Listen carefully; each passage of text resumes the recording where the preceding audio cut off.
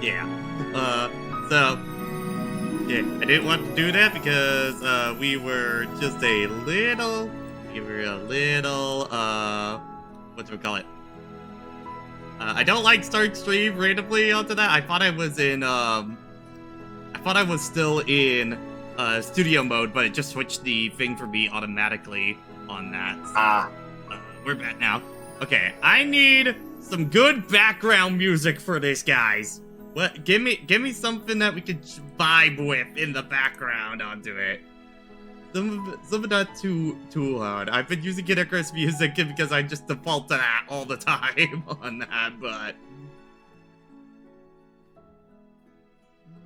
trying to remember his name because it's been a while since I've played the game, but the first boss of No Straight Roads, just because it's a nice chillish techno theme that just, ends up in the later phases, but you can usually go for like the first phase or something like that. You know what? Hold on, Brandon. I think you're right. Oh my god. I think you're right.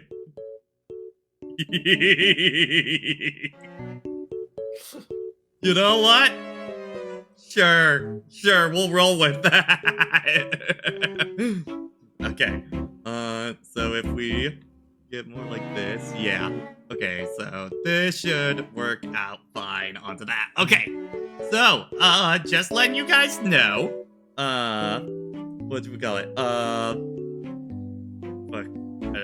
Okay, I was losing my train of thought there. But, so this is our hot take stream. I'll make sure to get the VOD of the original one up later. Also, tell me if my audio is good. Tell me if I need to adjust Triforce or lower the music or anything like that.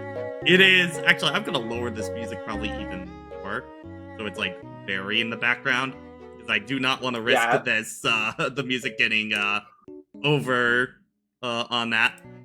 But yeah. So basically, what this is I just have a giant Google form that you all submit hot takes to, whether that be on games, movies, TV, food, theme park, musical, I don't care onto that. So, we basically go through these and we just kind of use this as a big discussion point going forward onto that. So, yeah, and if, you want to add anything to this, we do now have a Nightbot command.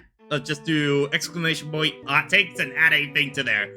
When we hit 35, I will need to quickly preview anything that we have beforehand. I just want to make sure that, that they're all good, because there was a few I had to delete earlier for it that were saying some beta shit onto that. So, yeah, we're not, anything that is available for stream on it. So, yeah. Anyway. Let's see. Oh, okay. I'll keep this one simple. Macaroni and cheese is disgusting. I will never eat it in any way, shape, or form. I tried it as a kid. It was so slimy and gross, I actually puked from it. Never again. I will never understand why people love it so dearly. Okay. So here's the thing. I feel like mac and cheese varies greatly on how it's made onto that for it. Like, there's a very wide spectrum of it. Like, I will agree with you, Kraft mac and cheese is disgusting onto that. Like, that shit is gross onto it. Weirdly, I feel like the store brand, box mac and cheeses, are significantly better than Kraft onto that. You also have the different mac and cheese of, the, TV dinner mac and cheese, which are, okay. Then also you have, restaurant mac and cheese, where it's, basically big noodles. It's baked with breadcrumbs on top. That shit amazing. I love that shit so much on that. So I can understand why mac and cheese is not somebody's thing, but I feel like it is definitely a skill issue on how it's made. Yes, very much. I feel like it's the same way as sometimes I'll trust restaurants with mac and cheese and stuff like that. It's I feel like something like French toast at a breakfast place, there's a higher skill ceiling to fuck it up kind of deal onto it. Yeah, like you mentioned craft before, which yeah, basic craft not great. So like what me and my family have done is we'll buy like the sort of Storish brand shell noodles, and then I'll also like sprinkle in some shredded cheese in there. Yeah, like doing your own custom mac and cheese is probably usually the better one onto it. I like, we have a store near us, Meyer, onto it. I don't know why, but their box mac and cheese is like legit as hell. I think it's just because they get like just the right ratio of like milk and butter you put into the product onto that. Like it doesn't come, like theirs never comes out soupy onto that for it ever, which I much prefer just it more being noodles with the cheese kind of deal onto it, not like soup on that. Yeah. Yeah. Yeah. Like that middle of the road take on that. Let's see. Musical hot take. Okay, here we go. Cats could have been an all-time great musical if it had a better story. Imagine how much better it would be if explored the means to live life for other cats as is a fine enough musical with amazing music and costume design, production. Well, that's it. Here's the thing.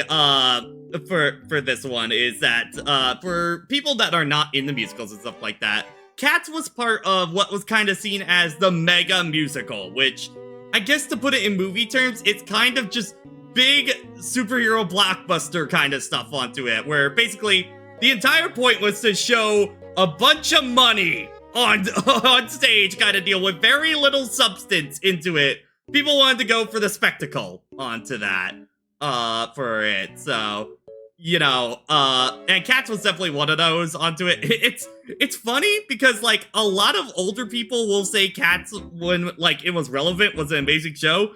I feel like for a lot of us younger musical theater people, we go into Cats and we're just like, what the hell is going on? Kind of deal. Like it's a little something past, like I feel like furries we normally we accept stuff like that. Cats is just like a weird fever dream uncanny valley that we're all like, what the hell's going on Yeah, like when I first started really somewhat learning about musicals and stuff, like Cats was one that I always knew about. It's like, what? Yeah, Cats, the whole thing with Cats is like, it's basically a bunch of people acting selfish and shit, saying that they want to basically go die. It's a weird show. The entire point is basically it's all leading up to one musical moment where, memory where, basically one person says of how shitty their life has been and everybody goes, okay, yeah, we're picking her onto that kind of deal onto it. But I just don't feel like Cats is that interesting of a show for me onto that. I just think it's one of those, it spends too much time on characters I do not care about onto it to be interesting, and I feel like other musicals are able to get my attention much quicker, much faster, and keep my engagement more, so yeah.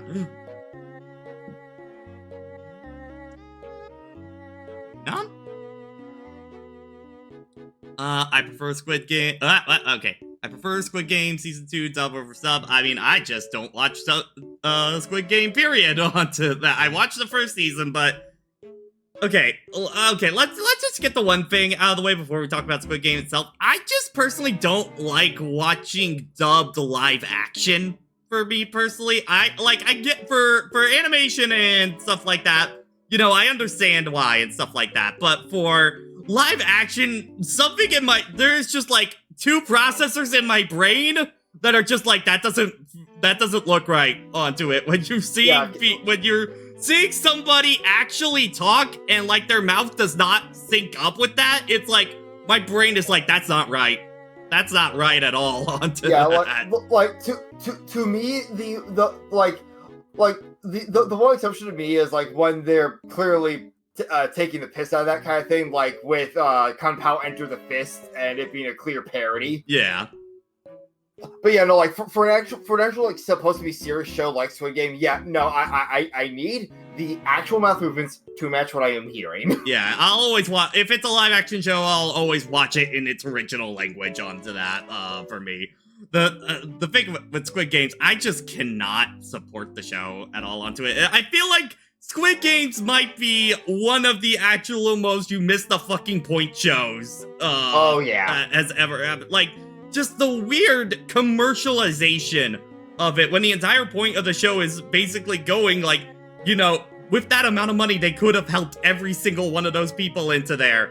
But no, they want to make it a giant spectacle for that instead of actually help anyone onto it. And of how much Netflix has capitalized onto that and how the writer of the show basically got no money and was forced to make a season 2 to make ends meet, it's like it's literally just the plot of the show happening in real life at that point. Like, yeah, like the guy did not want to make a season 2. Yeah, it's just what I'm not even touching it at that point. Just like that whole situation is just a mess. And yeah, I just do not feel comfortable supporting that at all on it. It also is a thing of just that I feel like I enjoyed enough the first season. The thing is, I think the first season as well just had a horrible final twist onto it. It's like, it's the kind of twist that when you go back into the show, it doesn't line up at all onto that. Like that twist does not sync up with anything that we saw for the rest of the show on that. So yeah, I just want to move on.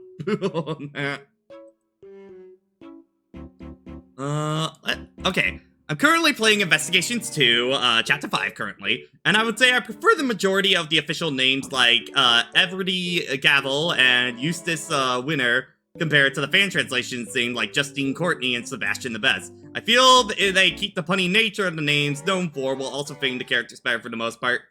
I feel like actually a few of the new names are pretty good onto that. I actually think Verity Gavel is actually fine. You know, for keeping the judge pun onto it. I mean, Justine Courtney, I think, is also a pretty good one. The one I will stand by, though, Sebastian the Best. I'm sorry, that is just an actually perfect name for that character onto that. Yeah, like I was very vocal before the collection release about how much I disliked Eustace Winner as a name compared to Sebastian the Best. I like all the other official names. Eustace Winner just still feels lazy as hell to me. Sebastian the Best works because he's a complete novice prosecutor and just call with his name the Best onto that. Also, you get the great line of Edgeworth in it. It's like, you call yourself a prosecutor? I'm amazed you call yourself the Best on that. So, yeah. I could go either way onto it. It's like the same thing for the Great Ace Attorney onto it. I think Strong Card is actually better in the name than Vortex for me onto that and stuff like that. I am kind of laughing though at that couple in case 4 of the original game. They literally swapped the names around. That one was funny. Because I think it was when we played the translation, the man's name was Patrick, and then in the translation they made the wife's name Patricia onto that for it. So yeah. And also just on the whole official translations and Investigations too, I love Tabby Lloyd as a name so much. I think the other one I wasn't too big on was Edward's father assistant. I forget what they named him in the official. They named him Eddie Fender. Eddie Fender. Yeah, I don't think I'm big on that one. I find the pun at least a little clever because it's a defender but has 2 names. Yeah.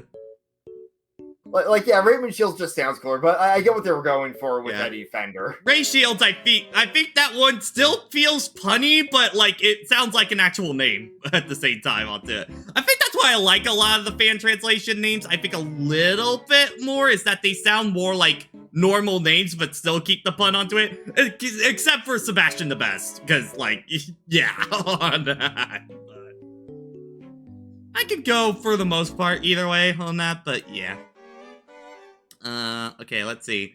I don't think Tales of Symphonia is as good a game as people remembers, mainly on the gameplay, and needs a remake onto that. I will admit, Tales of Symphonia is definitely kind of an age game. I mean, it was the first 3D entry of the series. You do kind of have to realize that on it. I would say definitely the presentation is probably the thing that has aged the most, though, onto it. Cause, man, I will not stop thinking of the scene where, just one of the characters in like basically a god mode just kind of has just this big smile in the air, just going, "I will kill you!" Whoa, kind of deal. Like, what's happening on that?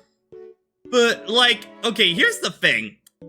Trying to do a remake right now of Tales of Symphonia, this would be a bad time to do a remake, because Tales is definitely in a transitional period right now, with kind of Berseria and Arise, especially more of Arise, kind of finding a new direction for the series. It would be a weird time to suddenly make a from-the-ground-up remake of Symphonia on that, so now would really not be the time to go forward with that at all. And public reception of it be damned, we did also just recently get another remaster of it. Yeah, even though, onto that. I will keep saying, if you want to play Symphonia, like, just emulate it. There is no, like, at this point, with how much they fucked up that porting process, like, there's no shame in just booting it up on Dolphin. And it's still the best performing version out of any of them. It's still the best one onto that, so, yeah. But I can understand if Tales of Symphonia is not your thing onto that. Again, I will keep killing, Tales of Rise despite what everybody around me keeps saying onto that. But, yeah. Also, Vesperia. That's the obvious answer, but Vesperia. If you want the best version of classic Tales, Vesperia is gonna be your best bet on that. Okay. Pizza is better without any toppings. More food takes I see onto it. Okay, I was kind of a cheese person for most of my life onto it. I have become more topping, as time goes by. I do use the dreaded, pineapple onto that. You know, but, it's like, there is merit in just a simple cheese pizza on that. There is merit onto that. Just grill. But also when you get that right ratio of pepperonis and sausage. I love, as soon as we start talking pizza, everybody in chat starts going off. It's pizza, I'm not surprised. I mean, this would always be the thing I would do in Improv Club, is like, you always throw out a pizza take and then everybody, you get a reaction from everybody onto that. Bro, just have cheese and tomato soup then? Bro, you're forgetting the bread. Onto that, the most important part of that. Onto that. Okay. Also, we don't eat Pizza Hut in this house. Pizza Hut is disgusting on that. Oh yeah, no. I know. But yeah, like I think like it depends on where, but I think cheese pizza by itself can be good onto that. Like just some examples. I think Costco cheese pizza is really good. Hungry Howie's has a pretty good one. Yeah. There's a Mediterranean place actually near me that has done like flatbreads with like their with like the Middle Eastern bread kind of deal that they use and then just put tomato and cheese on that. That shit is amazing. Unfortunately for me, like one local place I've ordered from before, unfortunately that pizza tends to have unfortunate after effects. Which is, not great. Thankfully, there's still stuff like DiGiorno's as a nice little cheap option, too. Yeah. I do whenever I do oven pizza, I tend to just do cheese onto that. I feel like with oven pizzas, like, the toppings tend to get fucked up on that. Yeah, a little bit. Yeah. Also, you can kind of throw whatever you want on top of it, so, like, to piss all you pineapple people off, I'll just get an actual fresh pineapple and put that shit on for that. Yeah, I just don't like pineapple in general, but that's a topic that's been done to death. Pineapple is one I've grown to appreciate over time onto it. I just think like the actual taste of it is really refreshing onto that, and I like the sweetness that it actually brings to a pizza for me onto that. But yeah, Hawaiian pizza's great. Yep. My usual is usually like. I don't know if it's technically Hawaiian onto it, but usually pineapple and bacon is what I'll normally put on one. That shit's great at like a Hungry Howie's. Bacon on pizza is actually something I haven't done often. I'll have to try that sometime. I'm surprised by that. I feel like a lot of meat lovers ones tend to. The thing is, I've always been relatively small with the amount of toppings I put on pizza. I usually just go for at most pepperoni and sausage. For pepperoni, I tend to get it at Jets. For me, I don't know if you had Jets out there because I think do it's more, not I think know it's what more that of a is. Detroit brand onto it, but they kind of do more of like it's technically Detroit style pizza. It's different from Chicago kind because like Chicago is like deep dish. Like Detroit is kind of more like pan pizza onto that kind of deal where it has like a little. It's more like square shaped kind of deal. On that. Also, I think our meme music stuff. What the hell? Okay, but yeah, like Jets is like basically deep dish without being deep kind of deal onto it. That's why I like them. I'll usually do pepperoni for them a lot of the time. Moving on. Mega blocks are better than Legos.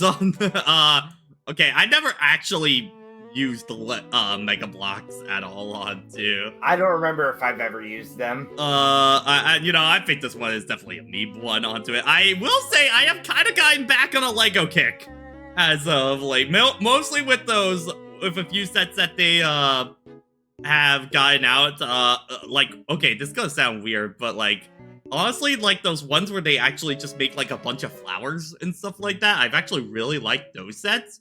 Because here's the thing, it's basically a way you can actually display flowers in your house and not have them go bad, kind of deal. You get to keep that kind of atmosphere with them. I got that. Yeah, so I like those. Those are the sets I've been getting kind of recently on that. So, yeah. They're literally giant frog legs. Oh, okay, we got some things to talk about with this one. Marvel vs. Capcom Infinite did not deserve the hate it got. Frankly, I feel it deserved more love even before the recent fan mod. Combos are incredibly flexible, the active switch system gives the game an identity compared to the other tag fighters, and best of all, it had rollback netcode from day one. Frankly, I felt this was a massively more enjoyable fighting game to play online than Dragon Ball FighterZ ever was. Okay, here's the thing. You're not exactly wrong. Yeah, the gameplay was fun and stuff. Yeah, like everyone agrees. Like honestly, the gameplay of it was actually pretty good onto it, and it ran pretty decently online onto it. Like I feel like Max has talked about it. A lot of the people that enjoyed the older Marvel vs. Capcoms really ended up liking Infinite. For me, like me, I personally prefer Marvel Infinite over stuff like Marvel 3 personally. But here's the thing. The reason it got hit to hell and back so much is undeniably its presentation. Like, oh yeah, guys, you do not realize how much presentation actually matters in fighting games onto it, because that completely killed it. Okay, that lion, I do feel like the X-Men thing was part of it. It's weird. For me, honestly, I felt like the Capcom side looked a lot weaker than the Marvel side, personally, for me. Both sides got hit pretty hard. Yeah, and I just think the problem is, for me, on the Capcom side, they kept all the lame characters onto that. Like, none of the interesting characters from Marvel 3 actually really made it over on that. Yeah, like to elaborate on this more, like alongside just the general graphics problem was high launch Morrigan. I don't even think of that because like that's only when like competitive people actually played it. It just didn't get enough units to actually get to that point, kind of deal. Because it's clear like the roster size, the presentation. Well, I guess more roster choices rather than roster size, because like the roster size is still pretty big. Yeah, the size itself was decent. But I guess like, why is remake Spencer still here? Why is Firebrand still there and stuff like that?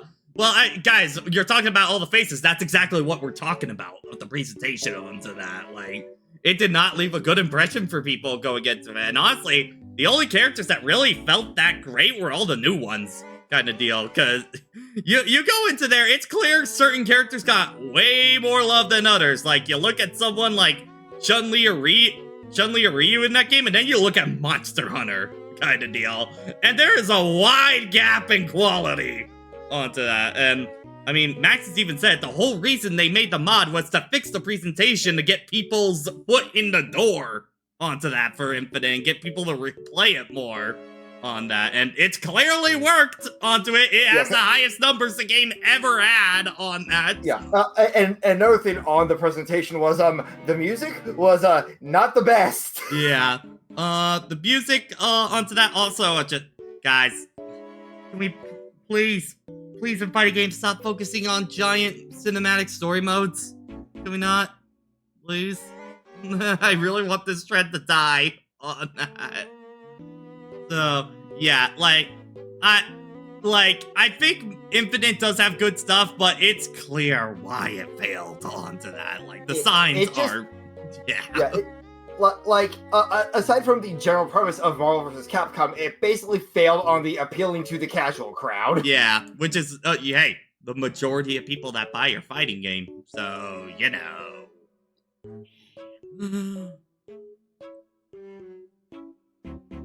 I don't even think the roster alone failed.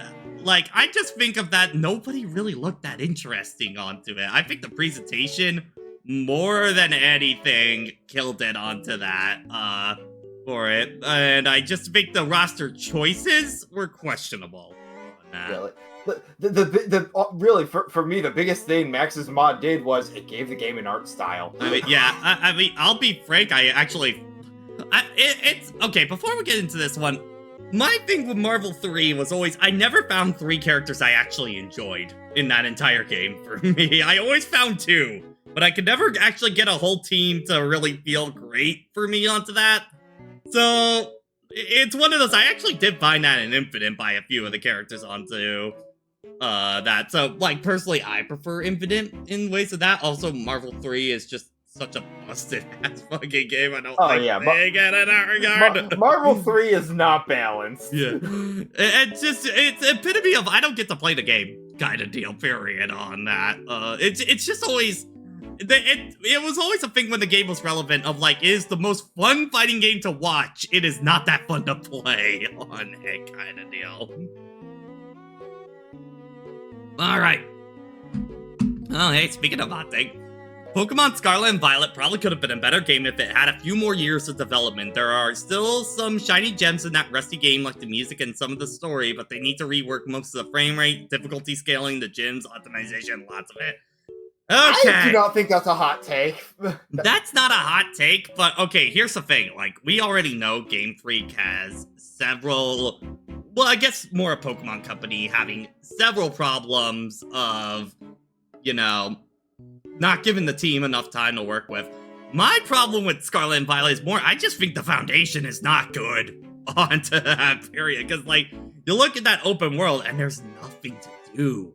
For how big that map is, there is nothing in it to explore or do anything besides catch Pokemon, which you already were doing before onto that. And plus of, like, how the actual challenge of the game goes, you're basically still put onto a path to do everything for it. You're not really given that much flexibility because the game doesn't really scale your difficulty with something like Breath of the Wild, for an example, onto that, where you realistically could go in any direction on that. I feel like it is epitome of just throw it into open world and hope for the best kind of deal, and I don't like that. Part of why people like me have wanted an open world Pokemon is the fact that you could go into gyms in any order and they could potentially scale up with you type thing, which they even kind of teased with that like Pokemon Origins animation series where it showed one of the gym leaders pulling out a special team based on how many badges the guy had. Yeah. I just think, like, honestly, it's one of those, even if the game got more development time, I don't feel like that structure would really interest me at all onto that. I'm just gonna be frank onto that. So it's one of those. Game Freak also needs plenty of more time to work on this, but I think they also just need better foundations for the game going forward, because I'll just say it, again, I think Arceus actually had it onto that. I think that formula is the way to go. Oh yeah, Arceus was such a fun game. So, yeah, onto it, so, I feel like, again, very cold take on that, but, yeah. The HD sprites for new Ace Attorney collections are perfectly fine. They are either on par or better with the original pixels. Anyone who says otherwise has rose tinted glasses on. Okay. Here's the thing. It just putting that last comment is already gonna make me not agree with the take onto it because you're just kind of being an ass about it. I'm just gonna be real on that. Yeah. So, you know. But okay, with the redo sprites onto that. Admittedly, when they first were doing the collections with like on the 3DS, with I thought the sprites looked really bad onto that. I think once they did the HD versions, they went and redid all the sprites onto it because they were originally not only not drawn well onto it, they were also missing a shit ton of frames of animation onto that because I think they were all just taken from the mobile versions on that. Oh yeah, that'll do it. That'll do it. So, I think the new sprites are actually pretty good onto, that. I think I still have a preference for the older style on that, personally, for it, but I feel like some of the new ones are actually, pretty good. I think, like, the two I always think of are Maya's seriously face in court, and, Edgeworth's I'm at my fucking limit, face, kind of deal, when he's in court, too, on that, are definitely the two I think of. And then I think the Apollo Justice collection just was like really good with the sprite work in general on that.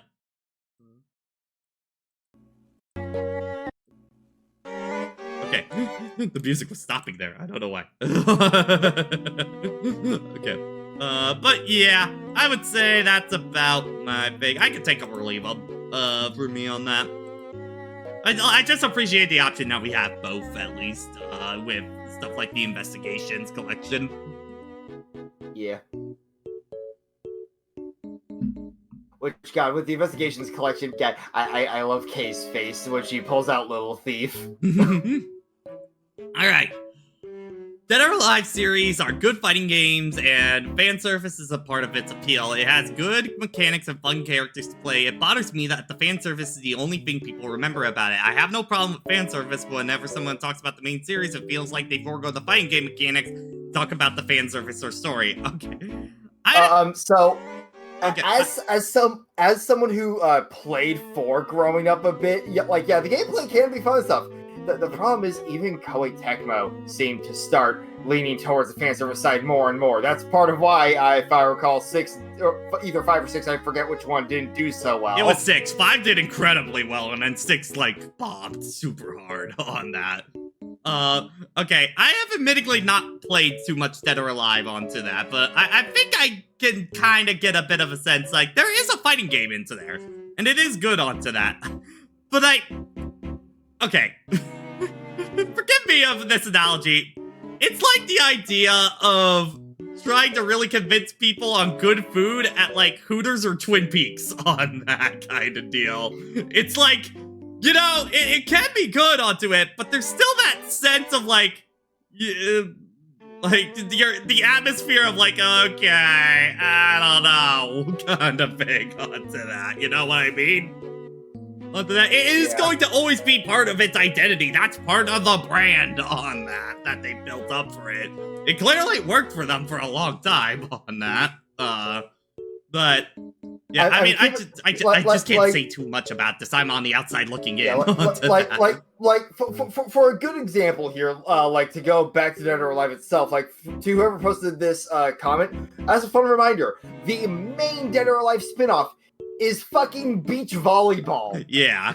So it's one of those, it's kind of part of the identity, whether you like it or not, onto that. I think it's just by the fact that Dead or Alive hasn't had a real new entry in a long time. I think that's just what people naturally remember the most, kind of deal on that. So, and especially because I don't think really any of the games have been re-released at all.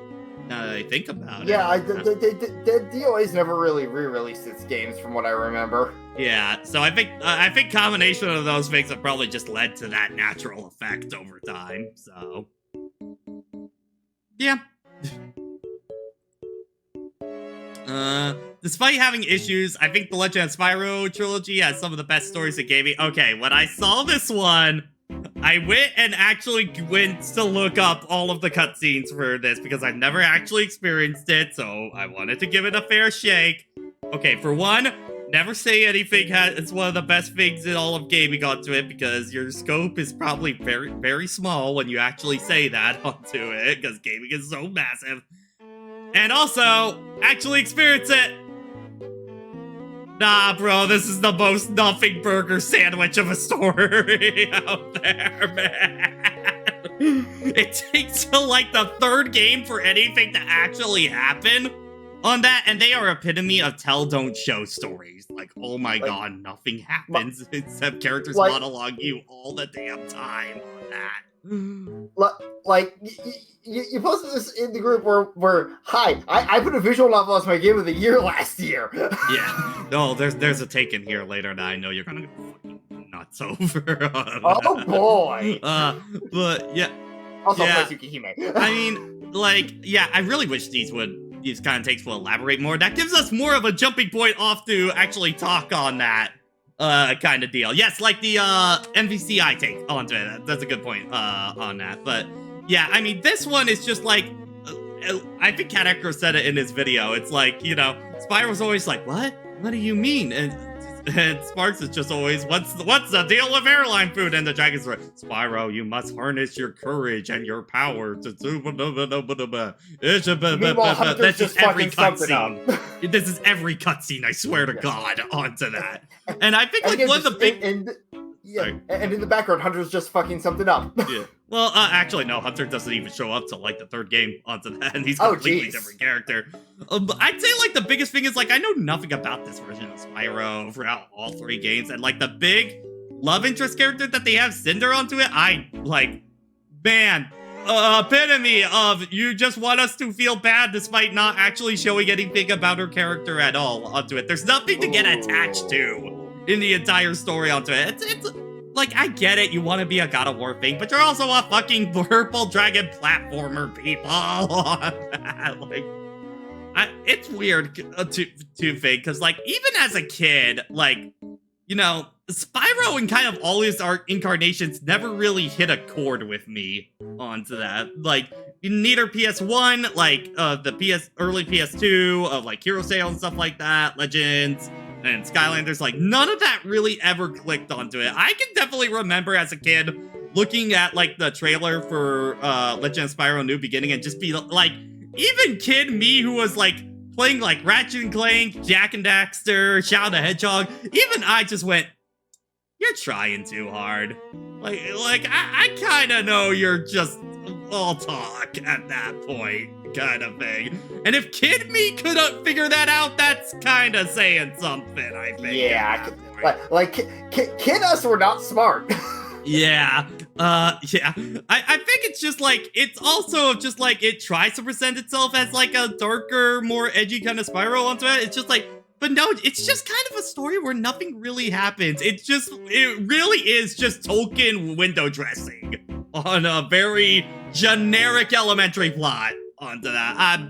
I'm sorry, but like, it's not even the best in Spyro, in like story in Spyro, and these are games with like nothing of stories kind of deal on that. So yeah, no, I'm going to disagree hard with that. Also, you're talking to two people that went through Shadowbringers, so you know. Yep. Actual pig. Alright, Scourge just feels boring and tropey, while Surge feels like she has her own character who just happens to be a clone of Sonic. I mean, I've said it several times, Surge is just a bettering version of Surge. No, Surge is a better version of Scourge onto that. I feel like this is a cold take onto that. Yeah, like, Scourge just... I've heard nothing but good things about Surge.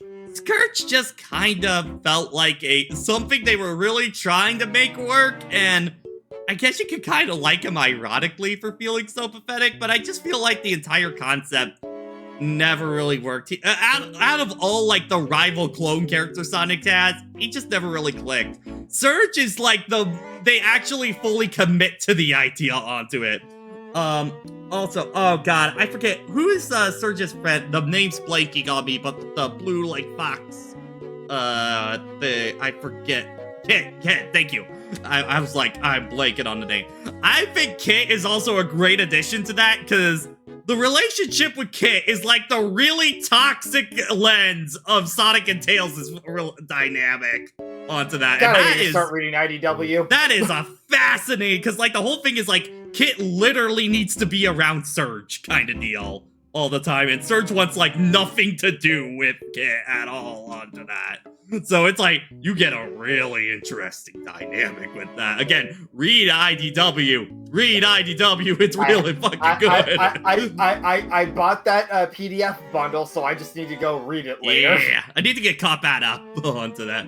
I guess kind of not exactly SpongeBob and Squidward, more like literally needs them to survive kind of dynamic on that. Like, what if Tails was like perpetually stuck to Sonic and Sonic wanted nothing to do with him kind of deal on that. Read IDW, it's real good. I'm just constantly checking my Discord, seeing if people need it in and stuff like that. Makes sense. Yeah, codependency. Ooh. I think Ice Age 2, 3, and 4 are better than the first film. 5 was okay, and Buck Wild film sucked onto that. Okay. I don't remember too much of the Ice Age films, honestly. That's all kind of a blur. I do remember the third one being better than I expected, because I figured it was just the third one was like the whole one. That was the dinosaur one. Sure that. And I remember everybody like, that just sounds so dumb onto that. And they kind of made it work on that, but... part of it was, like, I remember watching that one in theaters with my grandma, just cause. You know, it was very much they knew how dumb the premise was and just kind of leaned into it. Yeah. I mean, I still think the first film is probably the best one of the entire Ice Age catalog, but I still don't even think these films are like the best of Blue Sky onto that. And it's still sad that the studio's gone. I mean, I think Nemona's probably Blue Sky's best film onto that, probably followed by Peanuts. Those are probably their best two on that, but yeah. I remember just the fourth one being bad. I don't think I even watched the fifth one. I forgot there was a fifth one. Was it? It might have been one of those. Was that just Disney using Blue Sky's name? I think that might have been. I think so. Ooh, okay. Alright, that's gonna be an interesting one. It's a shame that Let's Plays, feel like they're dying out on YouTube. It could be entertaining and educational or background noise for things like grinding in games or surfing on the web. To lose that feels like the end of entertainment, even though it's niche. Okay, here's the thing. Like, yes, Let's Plays are definitely dying out onto that. As somebody that did run a few Let's Plays channel, back in the day onto that. Like, the big thing is, I feel like a lot of people are, gonna say the same thing. Hi! The thing you're watching right now? This is the new form of Let's Plays at this point. It's streaming at this point, you know? What we do on the channel of, like, us doing Let's Plays via Twitch streams is kind of what everybody else does now at this point. Like, I think it's just transitioned to a new media now, kind of thing. And also, if you want the classic part style of Let's Play, hi, I exist, and so do other people. You just gotta look for us. Plug your damn channel. But, yeah, I mean, I think I have a whole channel dedicated to Let's Plays. I mean, I think the big thing is just that what I personally like about streaming as compared to, like, doing Let's Plays in the past and stuff like that is that you can instantly talk with people and get, like, a conversation going kind of deal. In a Let's Plays, you're kind of assuming what your audience is like and talking into the void onto that.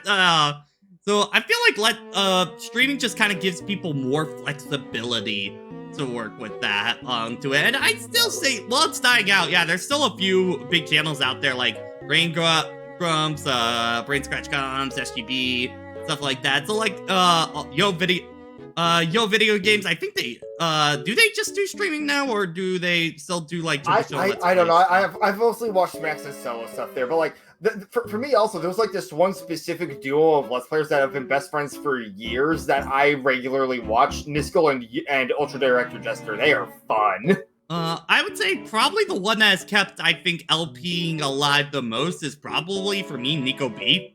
On that. Oh, also him, yes. Yeah, I think Nico B has actually managed to still keep Let's Plays pretty relevant while still making a big part of his community kind of deal. That's why I personally really like watching this stuff, so... Like, Yeah, I think it's just that it's kind of morphed into a new form onto it. I don't think Let's Plays are necessarily that. It's just taken on new life at this point, so. Also, for those curious, like, I've been making my more recent Let's Plays even more in, like, informative style, like the whole show everything off about the game thing, and I have a major project in the works. Yeah. Is that a Mr. Tempo I see? I believe it is.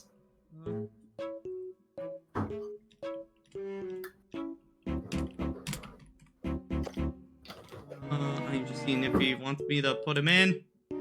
Yep. Boo doo doo boop. Boo doo doo. Alright. Hello, Mr. Tempo. Hello. Okay, I'm just gonna raise your volume up because you are a little quiet. New headset, still figuring out sound. Okay, yeah, even if I turn you to 200, you're kind of quiet. Can you go into your actual mic settings and bump that up? Yeah. And I'm gonna lower you back down just in case. Yeah, Warbot, when I said show off everything about the game, that is the kind of format I was talking about. Yeah.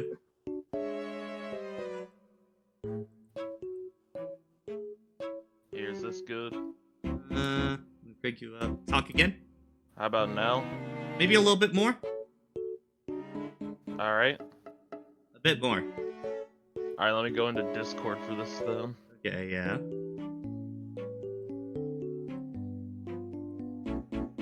Alright, how about now? That's good on that. Okay. Alright. Alright. Okay.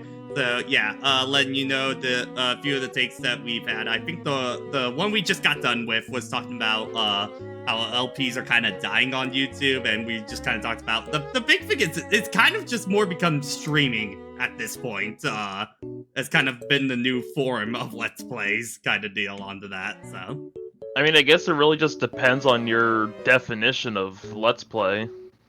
yeah. I mean, like, I consider it just a playthrough where you do commentary kind of deal, so, like, you know... Like, Yeah, but I could just sit down and watch Alpha Red play Smash, and I'd still consider that Let's Play, technically. yeah. And also, for another slightly different format, because, hey, more plugging, why not? I'm in a group channel where we do races and stuff. Alright. Okay. So it's just, like, very personal topic. Alright. Next one. Kirby's Return to Dreamland, kind of overrated. Not a bad game by any means, but in comparison to other Kirby games I played before and after, it feels like the praise is a bit much. The biggest knock to me is the level design is pretty boring and not memorable. Outside some parts involving super abilities, there's not much I can remember. I even feel that the level design sticks a bit too close to older Kirby game style, even more than New Super Mario Bros. It may help to compensate for multiplayer, but Kirby and the Amazing Mirror did a better job in level design, even more open world style, despite being on the GBA. Okay, here's the thing. Kirby and the Amazing Mirror level design is ass onto that, so I don't know why you're bringing that up as a comparison. Kirby as a Metroidvania was an idea. I think Milky Way Wishes is more of the idea to kind of go for, of like getting abilities permanently and then being able to build like levels around that kind of deal. I think it went for more GameCube offensive though, so yeah.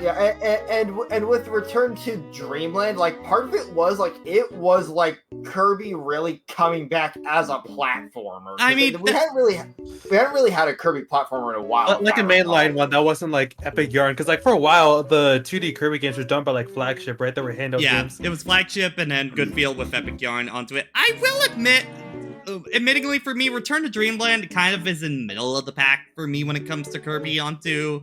It is, I feel, definitely a very one and done kind of Kirby adventure for me. I can see that. There's not a whole lot going for it, and admittingly, I'm not a big fan of super abilities as a gimmick onto that, because it's very, I don't feel like they do enough with them to really make them that interesting, other than At least press the A button when it's time kind of deal. At least it's a gimmick that they actually managed to put into every level instead of just being like every 50 levels or some shit, like the Hypernova or whatever it was called. I think Hypernova worked for me better because I felt like it was, one, a better natural extension of Kirby's moveset, and two, I think the puzzles that they actually made around it were a lot more fun.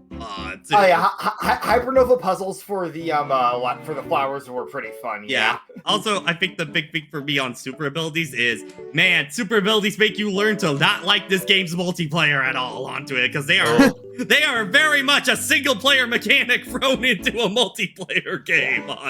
To give some credit to Richard, I do think I like the level design more as it goes on, specifically like the last two worlds when they actually get more challenging. Yeah, I'd say think those ones are pretty good at that point. And like I think one thing the game has going that I feel like people may overlook. Actually, I actually do like the segments after super abilities where you're into like the other dimension. I like the challenge that they offer specifically like on extra mode where the another dimension segments faster. are fun. Yeah, I think it's a good section of the game. The extra dimension stuff I think is good. I just don't like the actual super ability part of it. Yeah, the process is good, but like afterwards, I think those segments are solid. Yeah, and to whoever posted this with the whole kind of overrated part, like as a reminder, this game came out before the 3DS game. Yeah, I mean, I can understand like it being a bit higher kind of deal when Kirby was kind of away for a while, but it is one of those triple deluxe and Robobot blow it out of the water, just straight especially up. Robobot. I do think the Robobot itself is such a fun idea. Yeah. I think besides being before it was also like the first Kirby game in like a long time to actually go back to the Superstar formula of copy abilities too. Yeah. Yeah, because they were running off a Nightmare in Dreamland engine for the rest of them. Because it was it was on the handle and such. But yeah. Yeah.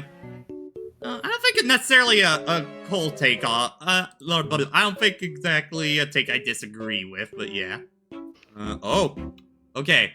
Yakuza 0 is not a starting point. Hell, it might be one of the worst entry points in the series. It's clearly meant to reward those who have been with the series from the beginning and not just, in many of the Easter eggs. Its subversion of Kiryu and Machima's character is supposed to be shocking as you've already been playing the games and be very familiar with them, but at the point, the story is enriched for the rest of the series in so many ways because it's all lost if you start here. It's like starting the Godfather trilogy with part 2. Sure, it takes place mostly in the past, but you lose out on so much context in the past of the series.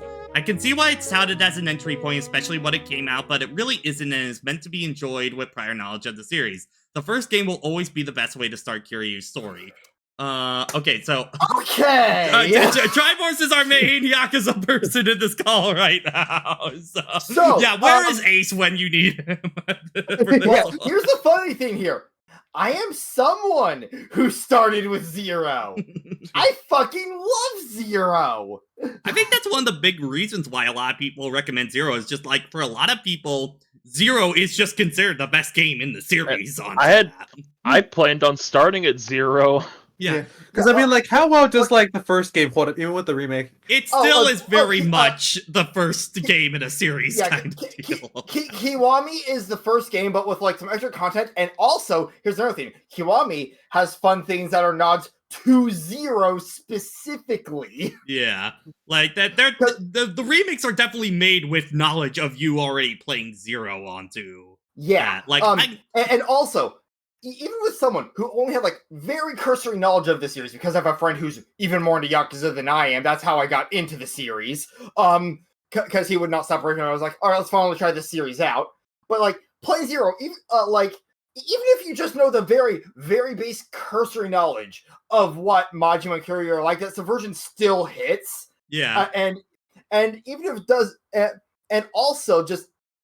I do find those parts of their stories good starting points just because you get to see how they get built up to where they're at in 1, and then you get to 1.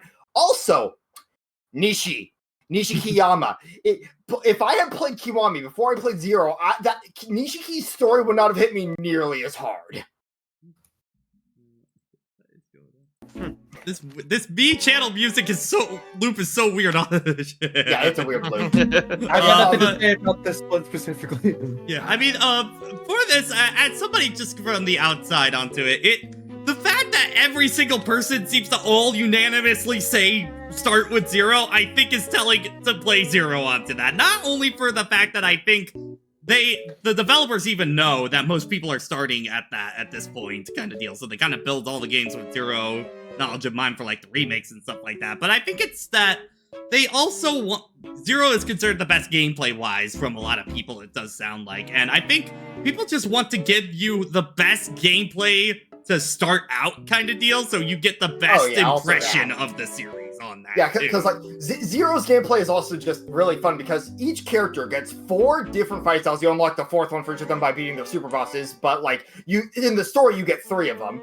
And they all feel very different, with each with their own uses in battle. Like for Kiryu, for example, you have Rush for like just hitting a single person over and over while dodging shit. You got Brawler for dealing with groups, and I feel like I was like, go ahead. I feel like the more controversial one for starting would be like 7, from what I understand. Yeah, because I know there is some things about it that like. Honestly, you could start with 7 because it's focused on a new protagonist and everything. They designed it to be a new. I do know there are some things though that I think it's more the problem for new people jumping in with 7 and then going to 8 kind of deal, because 8 has a lot of. that is the thing. It's kind of the thing of like saying, yeah, you could start with Apollo Justice kind of deal, and it's like, and soon afterwards it's like, no, it doesn't really work like that kind of deal, sort of thing, you know? I think it's just people naturally want you to start at 0 because it just gives you the most freedom afterwards kind of deal to do whatever you want. Yeah, there's also that, yeah. Yeah. Orbot in chat saying he started with 3. That is a interesting starting point given what that game is like. Especially because I keep hearing 3 is like what most people's least favorite to that, from what I remember. It's definitely one of my least favorites. For one thing, the enemies in that game love to block a lot. Oh my god. Let's see. If a video essay is longer than a feature film, it's not worth your time. Okay. 70% of the time I agree with this. It greatly depends. I think it just depends on the actual video quality. I think just like any other video, it depends on the quality of the video. Really. I think for me, if it's somebody that I do not know kind of deal onto that, and I'm watching their channel for the first time, like I'll try and usually start with something under 30 minutes, but if like they only do hour-long content, like I think an hour's the most you potentially have for me onto that. And there are people on YouTube that is able to really pull this off. I think like Defunctland is probably like my favorite channel onto this. That man can talk about the fucking Disney Channel theme and make it the most interesting. Stapeland was Animal Kingdom. It was actually Animal Kingdom. And on a different part of it, and on a different like style of topics for video essays, hi H-Bomber guy, especially with how he's been those videos are great. That stuff to like also show like certain things that are not so great about certain people. Yeah, Cosmonaut is also one that's been able to do that with like his big. But, like, he does it in more of a way of, like, it's a bunch of, like, mini parts of kind of a video all connected in one big video. Yeah. I mean, yeah, that's what, like, some of these are. They're pretty much just, for what I got, there was, like, a Sonic CD video recently that's pretty much just a bunch of different type of, like, videos relating to Sonic CD all basically put into one, essentially. Yeah. I think the biggest problem is definitely from that blank, I saw it in chat of, like, the prankster onto that. A lot of the bad ones are the blank is bad and here's why kind of deal. Like, I think the one, I don't mean to throw shade onto this, but the one I always think for me is the Ratchet and Clank Lost Edge video on 2016 for it. It's like, I agree with most of your points that you're saying here. You're repeating it like 5 or 6 separate times kind of deal to buff out the video onto that. I really hate the videos that feel like it's a 20-minute video stuck in a 90-minute video. Yeah. I think it's just that kind of like problem with some art forms of like that, like it's like a problem some people can run into of like putting too much, really just dragging things out. I think this can go for like a bunch of different like art forms, including videos, even just writing and such. Where it's like you can look back and trim stuff pretty much. Like hell, just even for like what we do with the highlights and stuff like that. I'm kind of fine combing this a lot of the time and just be like, okay, I know these videos are going to be long. How much do I actually want to value putting this clip in or stuff like that? If it's just going to take a long time to explain the thing onto it, is the punchline worth it on that? So, it's just always a skill onto it. I just try and keep my video as short and to the point for the what I need to tell kind of deal onto that. If I feel like I'm saying the same thing over and over, I'll try and find ways to edit that out a lot of the time. Yeah. Like I think my take is if the video can justify it, it could be as long as it wants. Really, that's my own take. Yeah, I do think it is one thing. I am a little more hesitant on new creators making these giant videos because I do think you kind of need to work your way up onto that, because I feel like working on those smaller videos will let you hone your craft and figure out what works and what doesn't till the point when you're actually ready to take on a giant project like this kind of deal, you know? Mm-hmm. So, yeah. Dude, next one. Persona 5 feels like it was written by edgy teenagers most of the time. It makes moments where it feels like more in line with the older series take way more. Why? I just like the forwardness of it was written by edgy teenagers. I don't know. Okay. Persona 5 edgy? What? I'm more confused than anything. I mean, I guess you could call some of the characters edgy teens, I guess, but like, I don't know what the... I don't know. I feel like when we're talking about written by edgy teenager edgelord stuff, Persona 5 is not on the bingo card. Yeah, like I think Persona 5. You can critique its writing, but I'm not sure if edgy teenagers captures. Yeah, I feel like this is not the correct way. Like there are definitely stuff in Persona 5 I don't like writing wise and stuff like that. I think this is not describing that well. Yeah. That at all. Kind of thing.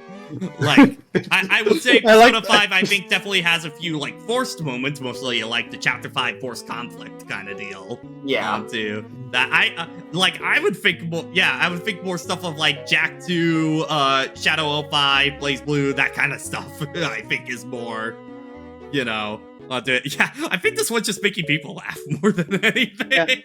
Yeah. Canonically, I think Spider-Man Lotus was written by an edgy teen, so... Alright, next one! Jeff the Shark isn't as much of a menace as he paid. Robert Players, how can you verify this? Is he open? Okay, I think more the problem is that Jeff the Shark in the game right now just has a spotted Jeff player. I swear he's not top tier. No, it's like a speech bubble meme and it's Jeff the Shark saying this. I don't know why people would hate Jeff the Shark. I think it's more the problem right now is that Jeff basically has no time to read his kind of like AoE circle where he does his big ultimate onto it. It's basically as soon as you see it, you're fucked onto it. If you're in the circle when he activates it, you're screwed on that. So unlike every other ultimate that usually has like a big sound cue kind of deal before it happens, so you have enough time to at least react and try and get your grounds on what's happening. Just is basically, he activates it and you're already screwed, kind of deal. Yeah, like for example, Wanda's ult. Yeah, it will nuke you if you get hit by it. But like you hear the huge chaos voice line, and you just look. Okay, where's the big triangle of death? Yeah. It's right now, it's just there's not enough visual language to tell where it is. That's the biggest thing, but just something I think they can easily fix onto that, you know. As long as people are given more information to actually like figure it out kind of deal, I think that will fix the issue just fine on that. It did get they did fix it slightly to where like with the season update they made it to where the ult's hitbox is actually a bit more in line with the circle itself also, because there were like in season 0 there were different times where it felt like you were just outside the circle and you still got 8. Yeah. So yeah. Alright, 1-1! Keanu Reeves didn't sound like he was fully committed to the role of Shadow in Sonic 3 movie. He was a little bit, but not fully. The Shadow Generations DLC, however, felt like it was phoned in. Okay, for the first part, I'm gonna not give him crap on the Shadow Generations one, because honestly, the voice direction in general in that game wasn't really that great. Onto it being totally real, and I definitely feel like if everybody else's direction was that off, they probably gave Keanu like next to nothing to work with onto that. Yeah. So. Yeah, so we're back to that era of just like licensed games, just voting in, bringing in the real voice actors from the movies. Yeah, that's definitely basically what that it energy. kinda felt like, But yeah. as for the movie itself, as someone who really likes John Wick's acting and everything, yeah, no, like it just like he was doing his usual stuff with acting. It felt like. Yeah, I didn't really have too much of him onto it. It definitely does. I think Stefan was talking about it. Of where sometimes it does sound like Shadow's kind of a little mumbling kind of deal. I guess that's just a Keanu-ism onto It is. It very much is. But like, I felt like he was actually pretty decent as Shadow. He's probably like middle of the pack for me. The thing I do like about him, though, as Shadow, like I stated in the spoiler cast, I like the fact that he sounds natural in his voice onto it. I don't like the stuff with like Jason or God, why am I blanking on his current voice actor? Kirk, I just Kirk. The thing I don't like about them, it sounds like they're always forcing a voice for it, which I think always kind of led to the feeling of like, okay, try hard Shadow a little bit onto it. I just like it when he just has a naturally kind of deep voice onto that. Yeah, like that kind of thing is part of why I was excited for Keanu Shadow, because I knew he could basically do natural voice Shadow. Also, like, Keanu nails the emotional moments in the movie really well. Oh, yeah. So, like, I don't think I necessarily agree with this take on that. I feel like someone saying that about Keanu Shadow just hasn't really seen much of his other movies. I don't know about that. Because like as someone who watched all four John Wicks, this is how I expected Keanu Shadow to sound. You got anything, ED, on that? I don't really think so. I think he sounded pretty fine throughout. Sounded I feel like good. there were some lines maybe were just like that could have sounded better, but other than that, I think it was fine. Yeah. Which, I mean, that's just kind of thing for all of these Sonic films. There's a few weird line reads here and there kind of for all the guys, so yeah. Right. 1 to 2. Mario Strikers Battle League and Pokemon Gen 4 remakes are too overhated. They have issues, but I think it's overdone. Okay. It's weird to compare these two games onto that. Yeah, especially Strikers. I mean, these are weird. These are like different realms of like. Okay, let's do this one at a time on that. Okay.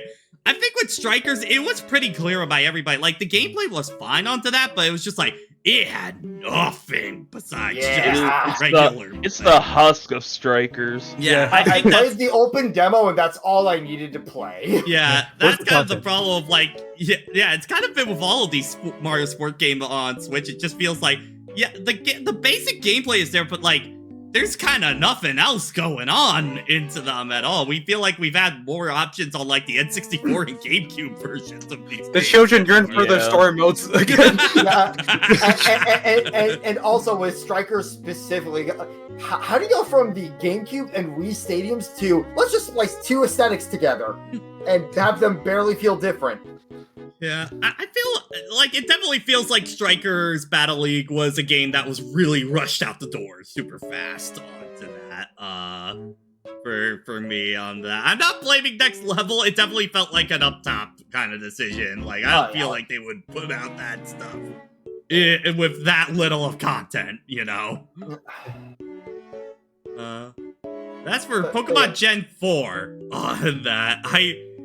I think this is just really on the problem of it's the least impressive of these remakes that they've had for Pokemon onto that. And it feels weird they chose to deliberately use original Diamond and Pearl onto that and not bring in any of the enhancements that stuff like Platinum had onto that. I feel like it's maybe not too similar, but like kind of like Origins. It's probably the most successful way to like play these games nowadays besides emulation. But like they could also do better. There could also still be stuff to be improved with them. I agree that it should have been based on Platinum, but this is the faithful remake people have been asking for. And now it's suddenly too faithful. Well, I think just the problem is that it's kind of. I remember Easy Ally saying it encapsulates all the good and bad on the series for that, because I think it is one of those. The game you're able to breeze through until the Elite Four onto. That there's really nothing else added to the game to justify, taking a $30 DS game and now making it $60 onto that. That DS game is probably $200 right now. Well, now it is because of scalping shit on that. I feel like, especially in this day and age when, like, let's face it, emulation is just a thing people are able to do all the time. I feel if you're going to make a remake, you have to kind of give people a justification. What is worth spending your money on something you could easily emulate? What are you going to add to it to make it more justifiable onto that? You know, through either options or stuff like that. And I think also the art style had a little bit of the thing too. I kind of liked it, but I think they needed to go more in like, I think of a more polished version of that style of like, I'd say more of like a Link's Awakening remake kind of deal onto that. Because right now it looks very first pass. Like, I like the style of the models, but they're all still very like, they still act like DS characters onto that in their faces and stuff like that. You know what I mean?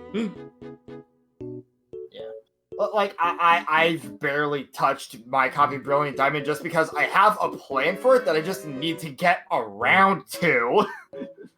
Yeah, I think it's just project ideas. It is just definitely a thing of like, I'm just not.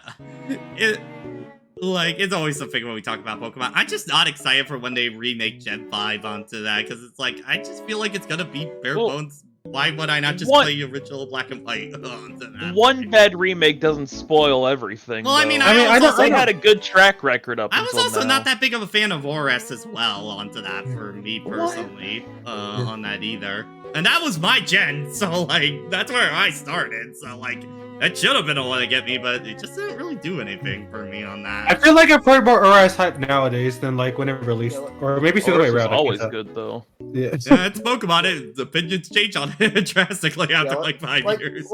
I enjoyed going through Alpha Sapphire, and I did like how they did at least like to go off something you said earlier. Like Oris at least did bring in some new stuff, like the hoop portals to get the future legendaries. Wasn't there like a bunch of like post game stuff for ORS at least? There was, but it is kind of a weird thing to make like post game your big especially in an RPG. Because it's like, well, you gotta play for the entire game to get to the new stuff, kind of deal onto it. It's kind of a thing. You gotta hope that they don't drop the game beforehand. If I recall, the major thing they advertised was Episode Delta, which was basically the Emerald stuff, if I recall, just with a new character. Yeah. Yeah. Plus, we could get Deoxys without needing a special event. For ORAS on that. Okay, yeah. Yeah, talk about ORAS. I think Dan just talked about it in that as well onto that of like, I just don't like Nintendo's a whole lot of remake strategy a lot of the time as of late. I think Mario vs. Donkey Kong's like the most blatant one of like, why is this $60? Why did we really need to remake this one and not just put this on NSO? I forgot when this released. I forgot that released. Yeah, it's like, yeah, Mario Kart $50. Okay, hey, it was still like a $30 GBA game on that with nothing changed on that. But okay, Dutchman, P5R is kind of a weird one. I don't like that approach either onto that because I feel like Metaphor, baby, Metaphor's gay. That shit soon. Just you watch. Just make it like Vengeance. Make it a separate thing that you can play on its own, man. I don't want to add it to the main game. Alright, what's the next one? Alright, let's get to the next one. Oh no, more Pokemon. Yay. Let's go. Alright, might be the hottest take, but Pokemon's competitive scene is a disaster with people using legendary Pokemon left and right. It honestly feels like it's pay to win, and that's before you get into people hacked mons. A while ago, Pokemon used a Relegation H, which banned any legendary Paradox mons from being used. I feel that should have been the standard, even out of the playing field, as well as buffs and nerfs to certain mons on that. Admittedly, from other people, this has been a sentiment I've heard from other people in competitive for like the past few gens on that they really haven't liked the current formats and stuff like that. I mean, I can't say too much onto that. I don't know if you guys have any experience with the competitive scene at all. I'm not super into competitive, but it's I don't know. I don't know. It feels like kind of like because you're I'm not just playing the game. Yeah, I'm not sure it's pay to win. The main thing I know is just the freaking amount of like freaking dumbass memes that come out of the Pokemon community that I don't understand, but they seem funny. Just like this type of shit. I know the big one recently was that like they were like super against any hacked mons being used onto that, which I kind of get, but the thing is also that people use them of like there's a way to hack mons, so like you can still have them with fully, like, you know, legit movesets and IVs and all of that kind of stuff onto it. So, like, it wouldn't be any different onto that. People are just doing that so they can try different strategies with Pokemon and stuff like that, bring it to the team. I feel like that's not really a problem as long as everything's, like, legitimate kind of deal onto that. I do feel like, from what I keep hearing, it does sound like Pokemon keeps getting more and more like questionable with its rule sets onto that, and people don't really like that of like, you know, it will ban certain Pokemon, but like way more toxic shit gets through the cracks kind of deal and keeps staying around sort of thing. So I don't know if any people in chat follow competitive Pokemon, if you're able to provide a little bit of light on this at all. So I don't know, I can't really say for that. Yeah, I guess we move on until I hear anything from chat. Oh, okay. Ace Attorney 1. Okay. I feel the idea that Apollo had 3 different backstories doesn't fully work as a critique for Apollo as a character due to the game's being able to do something similar to Phoenix just fine. Ace Attorney 1 had a focus on his childhood and how Edgeworth influenced him to be attorney. Ace Attorney 2 focuses on the more recent past with repercussions from the first game, and the third game is placing the spotlight on Phoenix's high school and college years with Delilah's actions. The real problem is they fucked up Apollo's backstory in his recent pastime in Japan of Formula Clay. If they allowed him to be a character to interact with, we could get a better understanding why Apollo acts the way that he does in the game and feels what Apollo feels. Oh, and having an actual investigation in Chapter 4 of Dual Destinies with Apollo winner either. I think just the problem with Apollo was the fact that it was clear there was not a clear through line in his story onto it. It feels like 3 completely separate events kind of deal on to it. It's hard to like judge a timeline for Apollo at first glance. That's why it feels like he has 3 different backstories on that.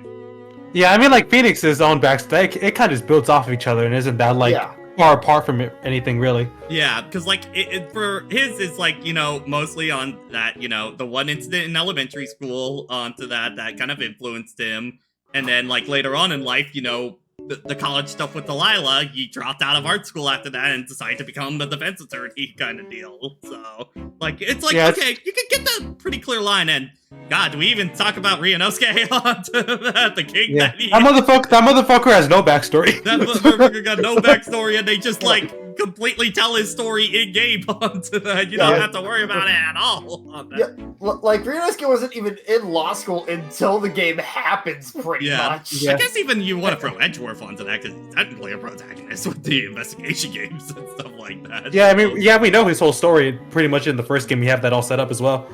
Yeah, I think it's just, that problem of definitely because the writers switched for Apollo's story onto that they didn't fully get to connect those dots, and that's why Apollo feels like such a scattered character in that second trilogy.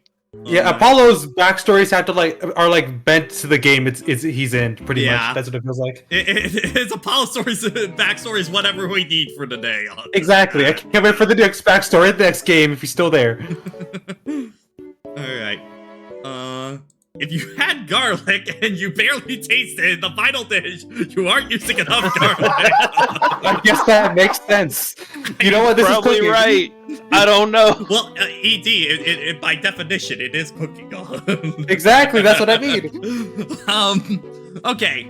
I like to throw garlic in. I feel like if I taste an overwhelming amount of garlic onto it, that's like, okay, no, onto that. Garlic is like you lightly put it in kind of deal onto it. I don't want to feel a bomb forming in my mouth kind of deal from garlic. We put all the Tapatio on this, goddammit. Oh, yeah. I know we just passed the Ace Attorney thing, but yeah, also the punished Apollo in Dual Destinies kind of deal feels like such a marketing gimmick. Yeah. In fact, Apollo made up his backstory so people feel bad for him. Like, one great example of, like, the backstory is just not having cohesion, just to quickly get my 2 cents in, because I didn't really say too much there, felt like, but, yeah, just like, oh, first game, oh, he's the long-lost brother of Trucy. Third game, he's actually the son of this guy from another country. yeah. Second game, he actually had this great thing with, like, a person in, elementary school and stuff like that we never see at all. I was like, okay, where's the focus? yeah. He made that one up though. Yeah, we established it. He made that one up. Okay, what's next? Not sure if this is exactly a hot take, but it's cropped up throughout the last few years regarding the gaming industry. Does anyone else feel like the majority of video game fans aren't being considerate enough to the numerous developers, producers, composers that are working in the game industry and the conditions they have to face to get their work done?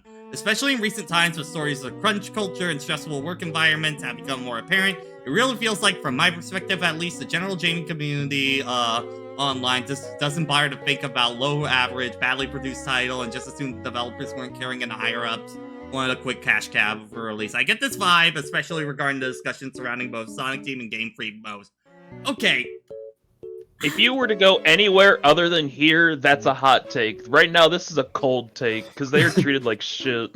Okay, it's weird. Like, I feel like most people are understanding that the gaming industry is collapsing in on itself onto that, and more people take issue with the publishers onto that. Those higher-ups that are calling the shots than the actual development teams on that. I do feel like Sonic Team and Game Freak are an interesting one in regards to topic of this, because I think Game Freak, we all know for the fact that it's clearly the Pokemon company onto that, not giving them the time of day. Like, it is so apparent onto that for them, and just like they have...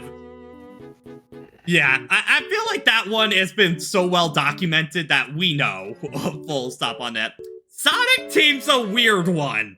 I think that one's just like a lot of times lack of resources based on what we understood from like Frontier's development. Yeah, at least. I think it's just by the fact with Sonic Team of, not enough the resource development. I feel like it's just also Sonic Team has been in this state for so long at this point, kind of deal. That it's like, it's been like this almost ever since like 05 kind of deal onto that for Sonic Team, that they just have never had a smooth production cycle, it ever feels like, for any one of their games, kind of. I definitely feel like it's more of a Sega thing, because heck, the game that wasn't by Sonic Team, Sonic Boom, that also had the same problems that like a Sonic Disaster would have. I think it's just because there are so many revolving doors that keep happening on Sonic Team that there's no consistency, for that, and along with Sega doing that, there's no communication. I feel like the communication between Sega and Sonic Team is like always changing 24/7 on that. I feel like it's been so acid up until recently. That's what it feels like to me. Yeah.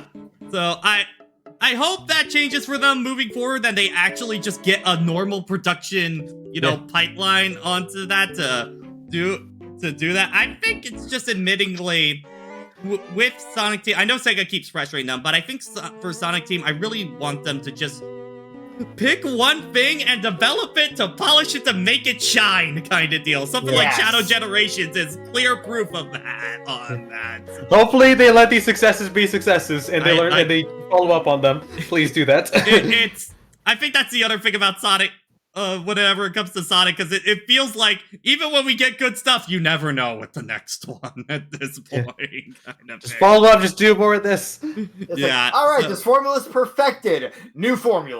Throw it out. Lost World 2. Let's go. But yeah, I feel like for most industries, for most stuff in the gaming industries, I think because of how well documented it has been at this point, people are more throwing shades at the publishers and higher-ups at this point that kind of rightfully deserve it on that. So, although, like, I guess like a general statement you can make from it is just the basic fact that, man, people treat artists like shit, which is kind of a common thing. That's kind of the takeaway from this, really. Unfortunate. Yeah, trust me, as somebody who was really underpaid working on a TV show, I understand on that. Yeah. So, yeah.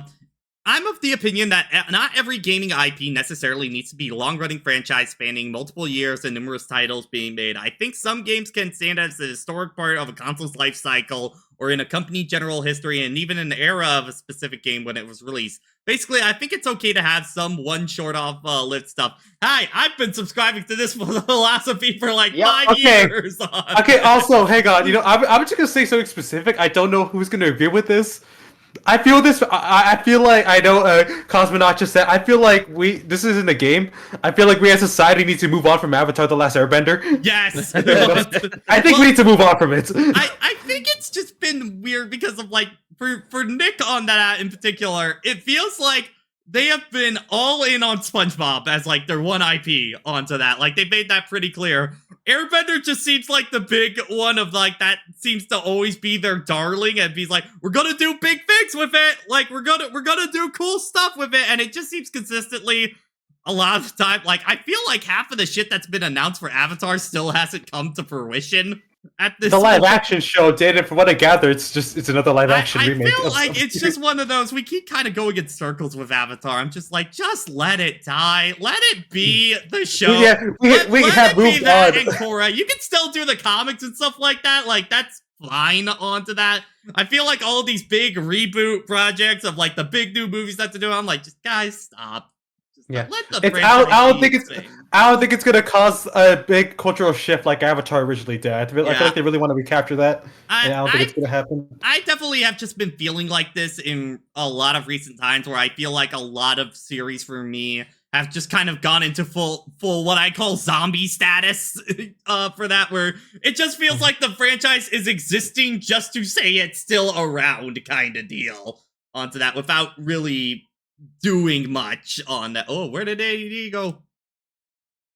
He vanished. AD died. Let me see. Where did he go? You tell me what he says when I come back. But yeah, I just think for a lot of series, I'd rather have the franchise end on a good note and, you know, be a complete story from beginning to end than just feel like it needs to continue on just for the sake of having a new game onto that or a new show onto that. I'd rather have something I can just package to people and say, go watch or play this kind of deal. I really enjoy it, sort of thing on that. And that just gives people more stuff to, you know, actually, it lets people. I feel like people get too comfort in one or two kind of franchises and just make their bed there, kind of deal, ride or die onto that. And I don't know. I feel like in recent years for me, I have just been more. I want to just try a little bit of everything, kind of deal onto that. You know, that there's so much stuff. So I think MCU problem is definitely an apt comparison on that as well. For that. B-channel music, where'd you go? Come back. You might need to find a different loop upload. Yeah, some series handle, if you're able to completely reinvent yourself like Yakuza onto that, I think that's a little different kind of deal. I'm definitely more going after franchises that have been doing the same damn thing for like 10 years kind of deal onto that. I think one other example would definitely be something like Terminator onto that. Like, Terminator keeps coming back and nobody wants it to keep coming back. Like, the fan base actively does not want any more content for that franchise. Like, just let it die, please, on that. We're at Fast and Furious on that. I think it's just one of those. In general, onto that, I'd rather have those teams go and make new content onto that than just keep going back to the same well onto that, because, you know, it's one of those that it feels like it starts to cheapen the value of the brand itself kind of deal. When you're overexposed to it, then you just kind of grow numb to the franchise as a whole over time on that, you know? Yeah. Battle Network may have been a yearly release, but it had a definitive ending to its story. Okay, fine, Warbot. I'll give you the Blah trophy. God damn it. 5. Even when I'm not playing it, I can't escape it. Also, ED just talked to us. He's grabbing dinner onto that. So Okay. okay.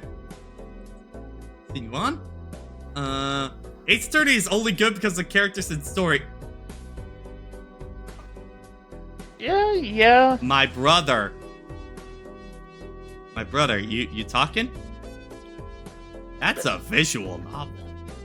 Yes. That's the entire point, my dude, onto that. I know, but like the actual gameplay itself, I could see that it's a little tedious sometimes. Well, I mean, the gameplay is just a vehicle for the story onto that. Also, I just feel like It's a vehicle that you can't figure out how to steer sometimes. I disagree. You gotta do some onto very that. specific stuff.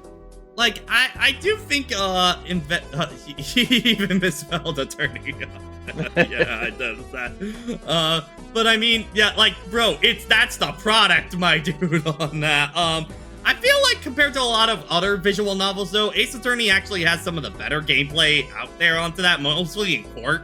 Onto that of like actually figuring out what happened and like nailing the court that stuff. gameplay's cool. Like, but going around doing investigations, that's to be fair, they have definitely gotten better with that as the games have gone onto that. You know, definitely the original trilogy's the worst on that. In comparison onto that. Also, bro, only good thing, this man did not even mention music, which is like the major strength of Ace Attorney onto that. I think I'm more offended by that more than anything else. How dare you not even mention the thing that makes playing as Phoenix Wright in Marvel so goddamn fun is when you get through about mode and suddenly the theme blasts. Like, Ace Attorney in general probably has one of the single best soundtracks out there, kind of deal on that. But yeah, no, I think this one should be for me. Tsukihime is only good for the characters and story and music. Gee, I wonder why. Yeah. Well, not as good as 1 and 2. Shrek Forever After is still a great film that feels like closure for the saga, despite 5 coming out next year. I feel like, you know, 3's definitely the worst one, but I think 4 is just a... Why does everyone hate 3? Well, it's mostly once you go back to it, it's like, oh, this is just actually not funny and drags on forever onto that, the film, for me on that. 4 just kind of feels like, 4 just feels there to be there to add another one onto, and you know, Shrek 1 and 2 I think are just much better films onto that, and then you have the goat coming in, that's Puss in Boots' Last Wish. Oh, yes. Which I think for me, that one's really good, not only for all the stuff that everybody's mentioned, which are like, you know, the characters, the action, the art style, and stuff like that. I think a secret thing that also really made that one work, it went back to the roots of the fairy tale nature of Shrek onto that. And I think that's an aspect that they started to really lose over time onto that. I think after kind of starting with Shrek 3 onto that, I feel like they honed back in. And it's like, oh yeah, no, this is just a major... a combination of all these fairy tales at the same time onto that, and really leaning into that. And I think that's one of the things that really makes Last Wish stand out in comparison to a lot of these other Shrek sequels onto that. Yeah, like making the major conflict center around a goddamn shooting star was genius. That, you know, you have the entire story of the three bears and Goldilocks, of them kind of being this little crime family and learning to actually accept each other and stuff like that. And then you just have, you know, stuff like fucking the entire, like, dark forest and all of the fairy tale shenanigans that happen into there onto that.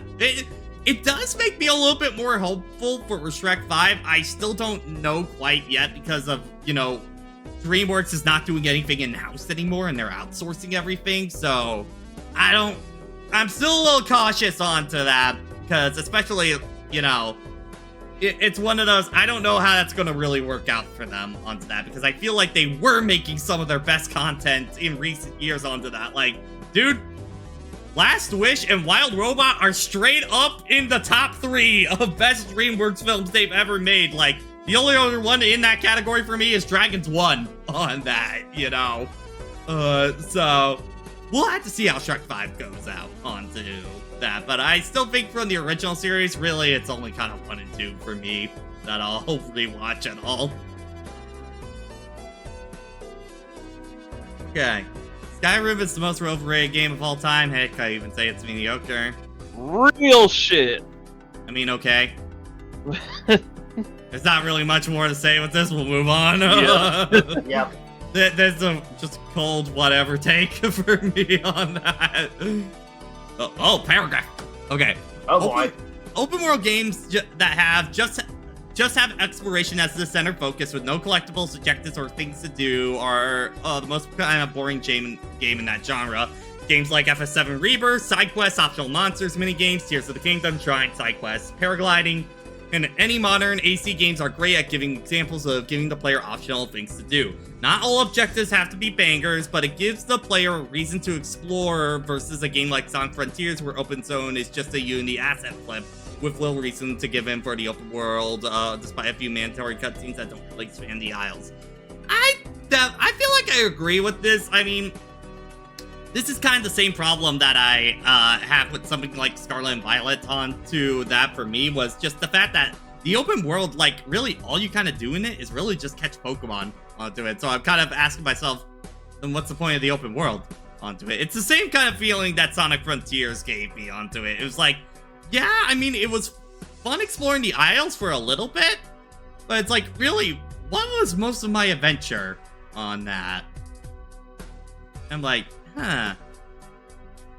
I mean, it's epitome of sandbox, you know, just a sandbox by itself, you can have fun with it for a little bit, but you kind of need other stuff to actually get more out of it on that, you know, on that. So it's always the thing why I advocate for open zone kind of ideas of like, you know, what Sonic Frontiers tried to do, but I think of more stuff like Rebirth and the Xenoblade series, I think are really good examples of this, where it's like big open condensed areas on that, that have a lot of stuff to do in them. Like, they're big to explore, but, you know, there's always stuff to look around and find. There's optional quests to do and that kind of thing to give me reasons to go out and explore your world. That's the biggest thing onto that. Overall, I think games here that aren't very cinematic games are a bit lost in form. Games like, yeah, I think Legends Arceus is also a good example on this, because, yeah, it is also catching Pokemon, but one, you do kind of, they make it a point of you have to catch a certain amount of Pokemon in order to get to the next area, so you are incentivized to go and find new ones, but they also have the main story quest kind of bringing you through that area and giving you more to work with on that. Yeah. And Arceus also gives you those people who are like, hey, I want to learn more about this Pokemon. Yeah, to go out, the more optional quests and stuff like that. Plus, you get rewarded for your research by having their shiny chances go up. Yeah, that's the biggest thing. If you're gonna make a big open world, you have to incentivize the player to actually go and explore that, like, for real onto that. You know, you actually have to give them a reason to explore it and not just go, I can wait till later onto that, and then get to the end of the game and then never do it at that point. So, yeah.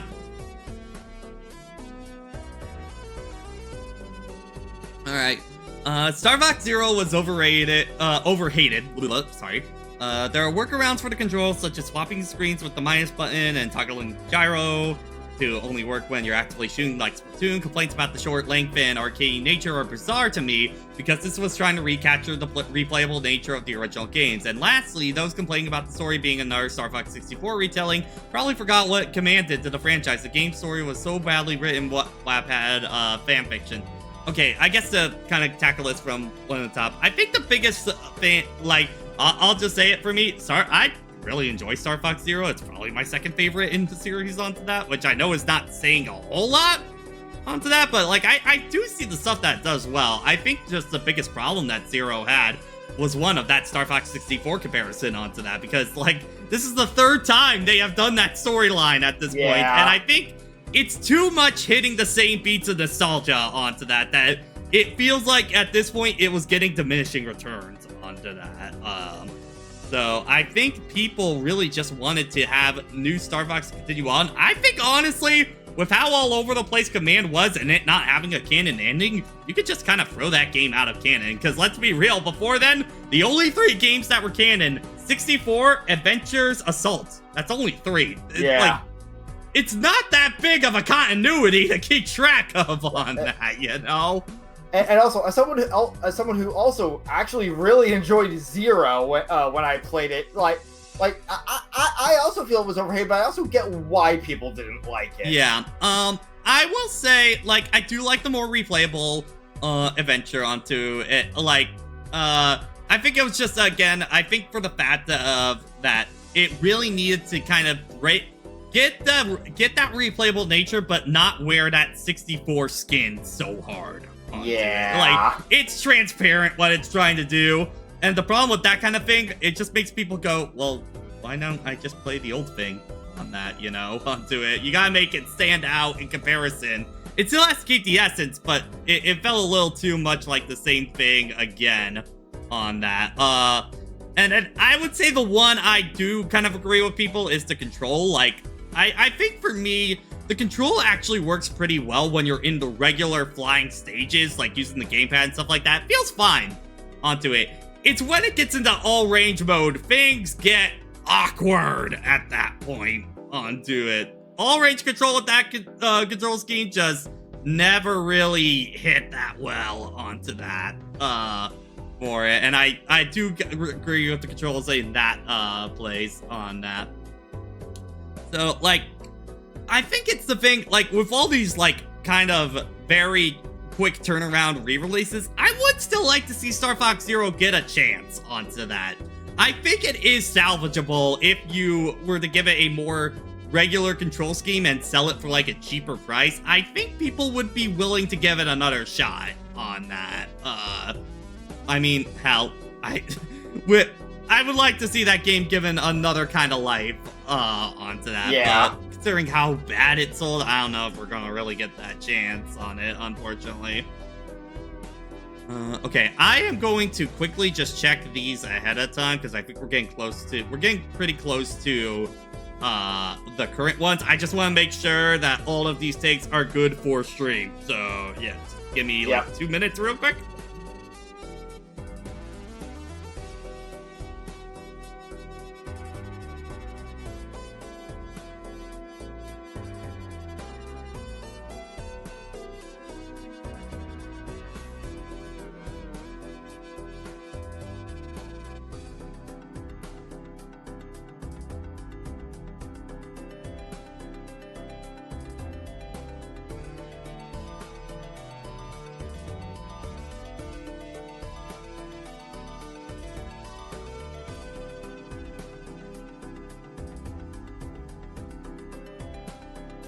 Okay, they're clean for now.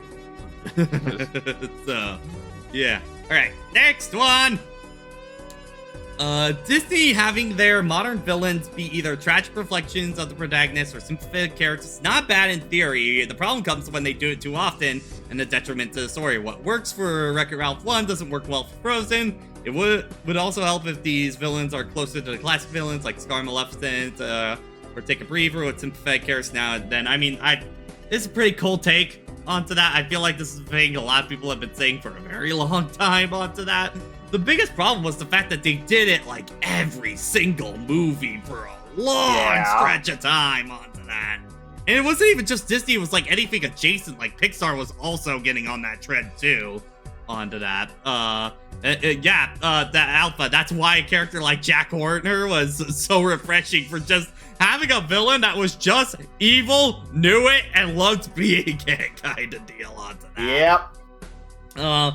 I think the other problem that they were having was because they were doing it like every time was that they were trying to be quote unquote clever, like, oh, who's gonna be the twist villain this time? And half the time it's like when you actually look at it, the twist villain makes no fucking sense onto that in the film.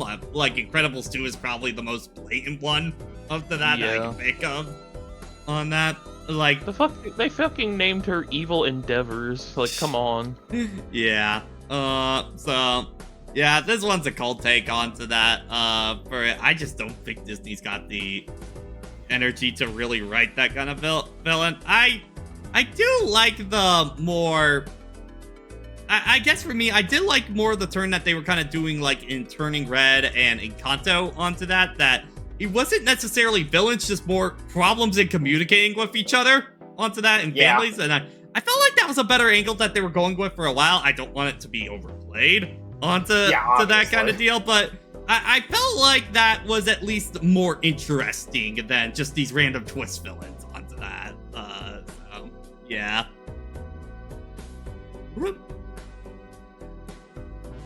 I feel Murder Drones should have lasted longer than the episodes it was given. A lot of things felt rushed, some things important and vague, or established off screen. Still a good series, though. Okay, I did watch Murder Drones a little after Digital Circus came out, because it was like, oh, glitch.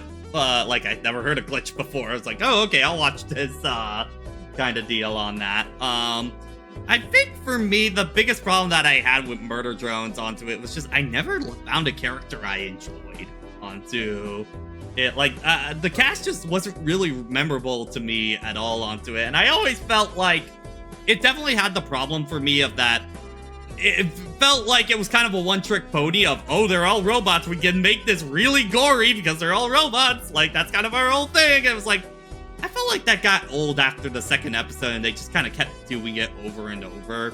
So that got kind of old for me. Admittedly, I was really worried Digital Circus was going to go down that route. And then episode 3 and 4 happened, where I thought it was just going to be the Pomni suffering show kind of deal onto it from the first 3 episodes, was really giving me that idea. And then 3 and 4 happened. I was like, oh, okay, you're not a one-trick pony onto that. You actually can develop your characters onto that. Good. Good. As someone who's been following Glitch for years, I can elaborate a bit more on why each show was kind of like that. So, Digital Circus was mostly done by Gooseworks, who's just done lots of variety of stuff. So this is just something they've been wanting to do. And Murder Drones was done by, I'm trying to remember his name, but it's a guy known for doing horror stuff. Yeah. I just think for me onto that, I just enjoyed the characters of Digital Circus more, so I got more onto that. And I felt like they just did more onto that, even with the 4 episodes that they have.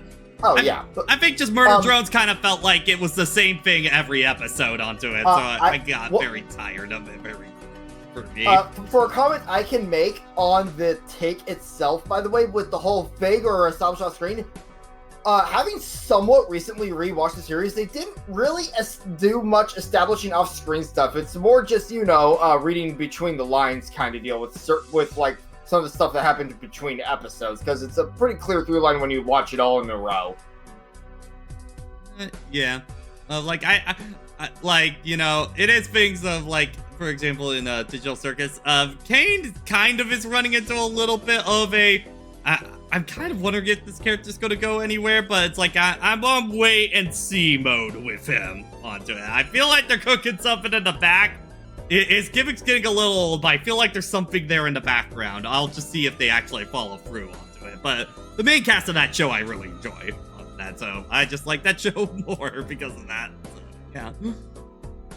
I don't know if Tevi's still in the chat onto this. Oh, no. The Marvel's What If series was very underutilized, had some serious missed potential, should have got more than just 3 seasons that consisted of only 8 and 9 episodes. Okay, here's the thing. I don't even care that it just got that many seasons. My problem with What If is just, man, every damn What If scenario is so goddamn boring onto that. Like, I think there was a meme ED showed us a little while ago that was just like, it feels like What If episodes are, what if Iron Man smoked weed onto it? Like, that's what it feels like onto that. Yeah, this is a cold take onto that. Like, just What If never presented any interesting scenarios. It felt like grab that, like, pull out of hat nouns, game. And we gotta make an episode out of that. It was like, never actually exploring any interesting scenarios to see, like, what if characters went down different paths and stuff like that. It just felt more like excuses to just make things because, yeah. And I think Red also talked about it, how, in What If, like, characters have, like, no plot armor or anything like that, or just, like, it feels like there's no stakes in anything that happens in What If onto that. Characters go down left flies just because. And it's like, I think the only episode that really had people talking was the Doctor Strange episode from the first season of What If onto that, because that was one of the only episodes that actually explored an idea onto that. I never watched What If. What was the Strange episode? Basically where his sort of girlfriend died, and basically instead of like using the magic to like fix, I think instead of using the magic to like fix his hands, he basically kept trying to go back in time over and over and over to try and save her, and just did it. And basically he went down a dark path of just like getting into more and more like dark art shit to bring it back until it basically caused the end of the world onto it. That one worked because it's actually exploring a character dynamic at that point, and you know, building in a character that way. That's the stuff that I feel like would actually work into it. What If in its current form just doesn't do anything, you know? We talked about it on, you know, the Shadow Hedgehog stream, but like a really good example of this is like that Red Hood Maria idea that we keep having on to that, because like that's an interesting what if of Maria comes back and like she wants to take revenge on humanity. That puts an interesting spin on Shadow. It's like, wait, but like the whole reason I did this was to fulfill your wish onto it. You mean your wish was to destroy humanity? And then it's like a conflict in himself at that point onto it. So like, you know, but it should be to explore interesting character dynamics you cannot do in canon onto that, and be like, okay, let's see where this goes. What If in its current form just doesn't do anything? And so I dropped it after the first season, and it definitely feels like I didn't miss anything on that. Yeah, that's ED exactly. You think with What If scenarios it would get all wacky and crazy, and just feels so bland on that. Okay. Creepy the dog in Tales of Vesperia is one of my least favorite character designs in fiction ever. Okay, again, stop with that kind of wording, guys. It's just gonna make me not take your take seriously on that, whatever. It's a rare case of me disliking a dog for the design. It's a pinnacle of over-designed anime character with half a dozen stupid accessories and features, making a zigzag scar, a belt chain, weird blue mohawk, freaky smoke pipe. It's a mess. I also hate when cartoon characters are given a wig, especially when they're anthropomorphic characters like a dog. It's the most deviant art thing and I can ever stand it. Okay. Let me just repeat the dog. From Vesperia, just to like show you guys what this actually looks like onto that. Okay, let's see if I can get a bigger image. Yeah. Dude, that goes hard as fuck. Yeah. Yeah. It's like the assignment was for anime dog. That definitely does it onto that. And it's also the dog whose owner is Yuri Lowell, the anti-hero. Yeah, like the entire idea with this is you know, any of like those, you know, wacky Saturday morning cartoon villains that just have like that evil dog with them. That's kind of the idea that they're going for this, except he's a protagonist on that sort of thing. Yeah. I can understand if it's a bit over designed. Like I think certain angles like this one looks a bit more simple onto that. So like this one kind of works a little bit better for me onto that. But I don't think this is a terrible design onto that. A little busy, but not bad on that for me. Oh, and for those who haven't played Vesperia, wondering how Repeat fights in the game because he is a party member, sword in mouth. Yes. Yeah, good point. Okay. Currently last one until we get another one in, potentially last bit. I feel like Phantom Menace was the only one that had fight scenes that were more in style like the OG trilogy, but it didn't distract me by feeling too over-choreographed and weightless like episode 2 and 3 felt for the most part. Like, well, there's really only one fight scene onto that, and that's like the duel with Darth Maul onto that. Well, I guess technically the android stuff into that at the beginning on that, but I do definitely think like episode 2's got like the worst fighting onto that, especially with the stuff like Yoda onto that. I totally understand on that kind of regard. Episode 3, I think, is maybe a little over choreographed kind of deal in the fights onto that. I can kind of see what you're getting at. I also feel like episode 1 Darth Maul battle has a lot of waiting around, filling for time, like with those barriers and shit on that. So I can kind of see what you're getting in. It's weird because like the actual lightsaber fights have never been the interesting part kind of deal. It's more like the environment and telling around them kind of deal has been more of the interesting part on that. Okay, so I will give it 1 minute. If we do not have another one in, we are ending at that point. But damn, that was a lot. That was a lot of them. And you know, admittedly, pretty good mix. Oh, excuse me. Look, pretty good mix this time onto that. I think that was better than the first one we did onto that. I think you guys are kind of understanding more of what we're aiming for discussion points and such on that. So good job, community. You did it. Yeah. Yeah. All right. No shonen take. You're correct.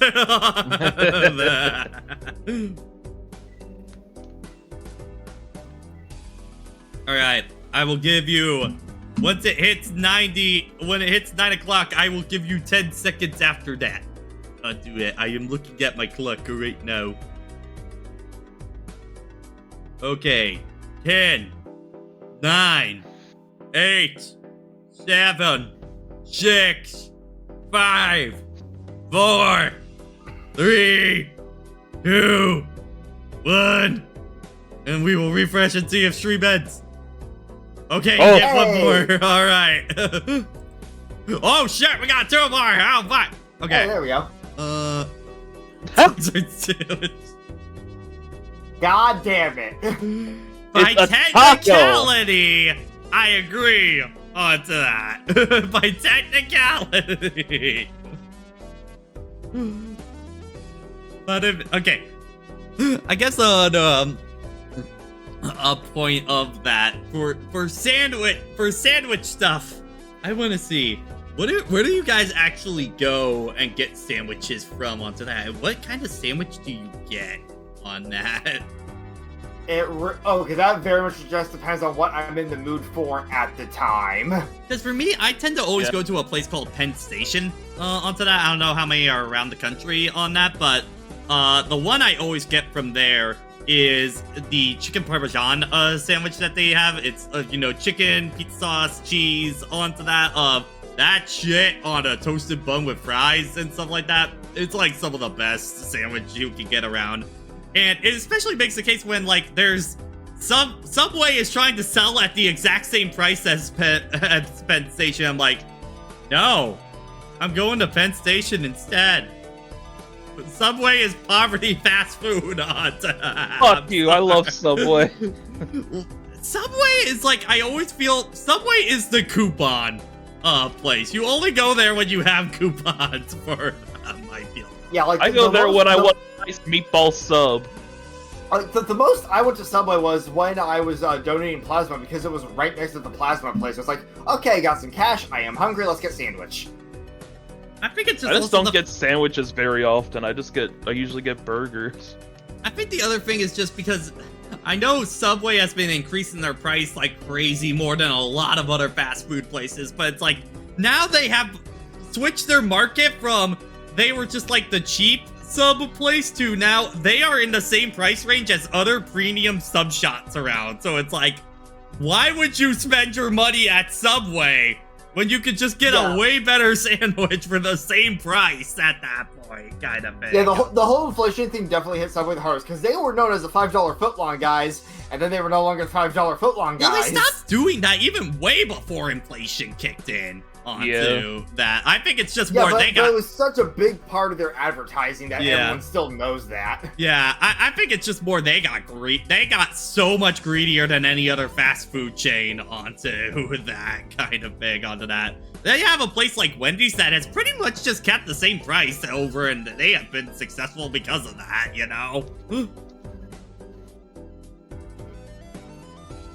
Also in chat, no, corn dogs are not popsicles. That is not the same logic. That is not the same logic as sandwich. A popsicle is a kebab, obviously. See, I could maybe more understand making the argument of a corn dog as a kebab more than an icicle onto that. I feel like there's more of a like a logic on that. Cause like, okay, a like I can understand, cause you can even take bread and like put like hot dog in the middle and make that sandwich. I can understand. Like an icicle pop and a corn dog are two completely different food category. One is cold, one is hot onto that by like completely different temperature wise. I don't think my brain was ready to hear the sentence, corn dog is popsicle today. Your brain just shut off. There's gotta be at least one Pokemon you throw hands with, and it's Diggersby. Why Diggersby? Why Diggersby? I mean, like, I don't really know what Pokemon I would throw hands with on that. I've said it before, I'll say it again. Fuck Klefki, that's a piece of shit Pokemon. Well, I mean, all these Pokemon have, like, psychic abilities and shit kind of deal. I don't want to fuck with that. I want to keep it as a pet.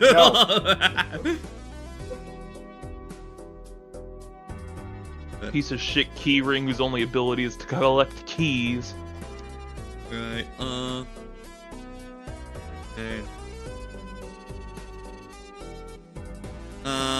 Never really got the hype around Zelda narratives. The games never really had truly great stories. Some are just okay, like Ocarina of Time and Wind Waker. Nintendo really doesn't appreciate their own lore and only shows respect. It only really shows, especially after Tears of the Kingdom. I've felt this way for a very long time onto that, especially, I think it was really Johnny's reviews that highlighted this for me. Because, like, when you actually look at the narrative of a Zelda game, it's like, yeah, they're, like, really simple onto that. Not a whole lot happens in every Zelda game onto it. It's normally the characters are usually the real reason why people kind of hold them up onto that. But I mean, the actual plot structure of every Zelda is very straight to the point onto that. Yeah, I can understand. Like part of why the scene of Zelda being sealed away in Skyward Sword hit me so hard was because I really felt the connection between her and Link. Yeah, I think it kind of got the problem I think only got worse as the games kept getting longer onto that. When they keep drawing the games out time, like, you kind of realize how little stuff actually happens. I think games like Twilight Princess and Skyward Sword are probably two of the guiltiest offenders of that onto it, where it's like, oh my god, the game is still going. It's still going. It's still going onto that. It feels about as dense as, it's kind of the same thing I always say about something like Fire Emblem Engage kind of deal. It's like, the plot is very simple, and like, that's fine on paper, but then they make the story as long as something like 3 houses kind of deal with not enough meat in the middle to justify it kind of thing. And I feel like that's a lot of Zelda's problems on to that. You know, we heard the complaints about Breath of the Wild onto that, not really having too much of a story onto that, and you could definitely make the argument that was because of the free flow nature. But then when the time we got Tears of the Kingdom, it became a lot more apparent, especially with a character like Ganondorf, who they really don't even try to flesh out, and that really stings that narrative hard on that. Well, okay, Switch Warrior, that's the weird thing onto that of, like, I guess the general hype compared to something like Mario or Pokemon. I feel like it's honestly all of Nintendo's other RPGs that are, like, really showing the light on, Zelda's kind of not doing much with its plot. Like, you know, Fire Emblem 3 Houses that I talked about, fucking Xenoblade on that is a big one onto that. Even visual novels like, the Famicom Detective Club. As my friends keep saying, Emio is one of the most fucked up stories you will experience in a visual novel. That I am currently in the middle of. I need to get back to it later. Like, I think it's just stuff like that that show way more narrative-dense games in Nintendo's catalog, that when you get to Zelda, it feels very jarring for, like, their main marquee adventure franchise that's kind of got nothing to be. Yeah, Tears of the Kingdom feels like it doesn't even want to be a sequel. Zelda, I think, is kind of at a crossroads where it really wants to have its cake and eat it too, and that's becoming a problem on that.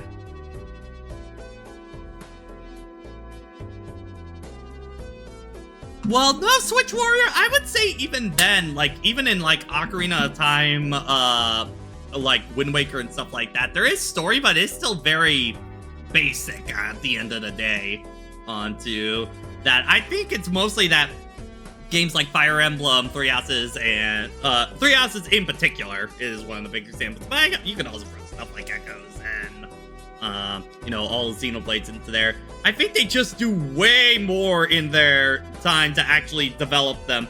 You know, it feels like Zelda plots you can summarize in a few sentences. You can't really do that in other games' cases, and I think that kind of shows on that. Where I just more want Zelda to actually have confidence in its storytelling on that, because it feels always like an afterthought onto it. It's like, if they want to push the story as being one of the big things in all these trailers, I want to actually see that reflected in the games.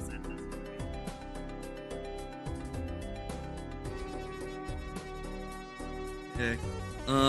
I don't get why people give games like No Man's Sky or Cyberpunk a second chance to stick with them after disastrous launches. I definitely want my games to function at launch, and I'll most likely move on to other polished games before major updates. But I guess I don't understand the other side. At least games with Street Fighter V, I was having fun with the core gameplay where I stick with somewhat forward to the updates. I'm more so interested in why people stick with these games in hopes things will get better down the line. Okay, this one's weird onto that, because you naturally want games to get better down the line, and I think it's one of those, if they do get better, people are willing to go back in kind of deal. This is always a very slippery chance, because it's like, you kind of have to get people back in, otherwise all the development you're putting back into the game again, it's gonna feel like wasted effort onto that. It's really a game-by-game case as hell. You know, ding on the count, one of my favorite games of all time had this effect, High Final Fantasy 14 on that, where we literally had to nuke the entire original game and start from scratch onto that. And like, God, you would never get anything like Heavensward, Stormblood, or Shadowbringers down the line if that never happened on that, you know?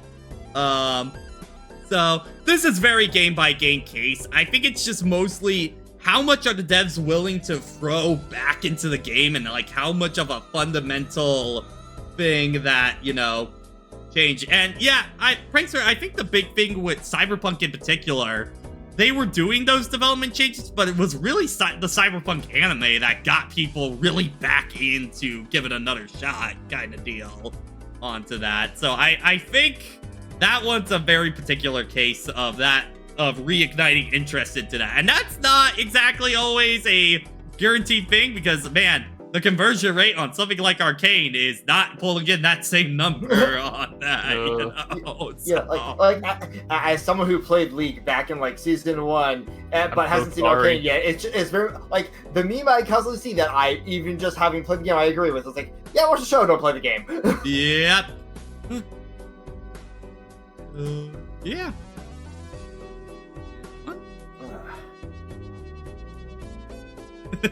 Why? See. I'm gonna kill someone. By the way, that's the final part of the highlights, by the way, onto that. I hope you all know. Of course it is.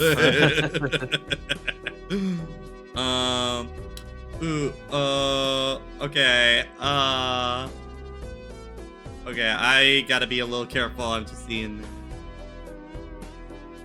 Okay, I think this is fine overall. I can't say too much on this because I haven't played Investigations 2 onto that, but the final antagonist of Investigations 2 feels to me like a better Dahlia due to the fact that they, well, very similar term of being bad people with very tragic past led them to becoming who they are today. There is a distinct difference between how the games play them.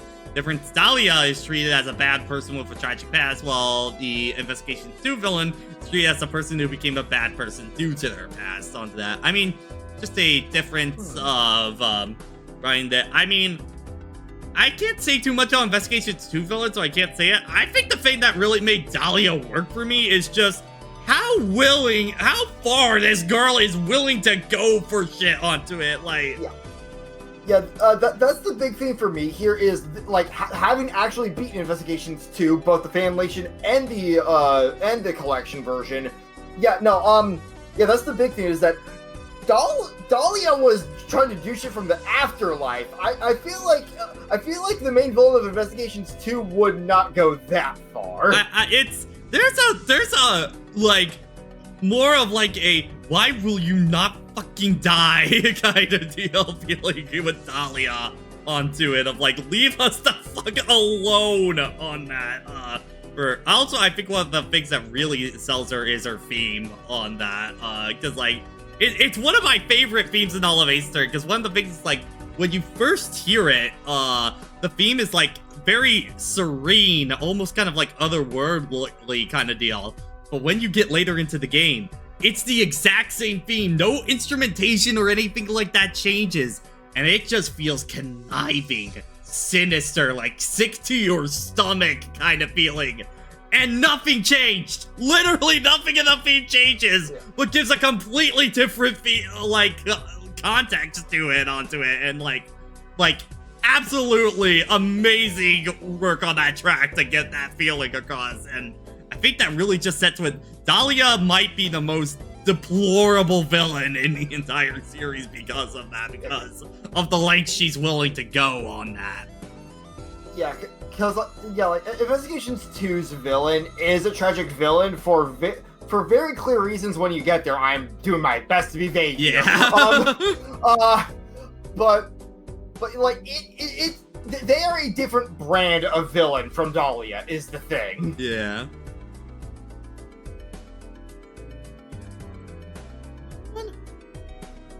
Sonic is a mind virus, probably. I mean, I got infected when I was 5, so yeah. Okay. I think I will close this at this point. 45 hot takes we have gone through.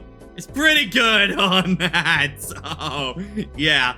We'll probably do another one of these in the future. I'll let you guys know when I'm taking submissions for them. But, thank you guys for joining for us. This was a fun little conversation night on that. So, yeah. Until then, adios. Oh boy.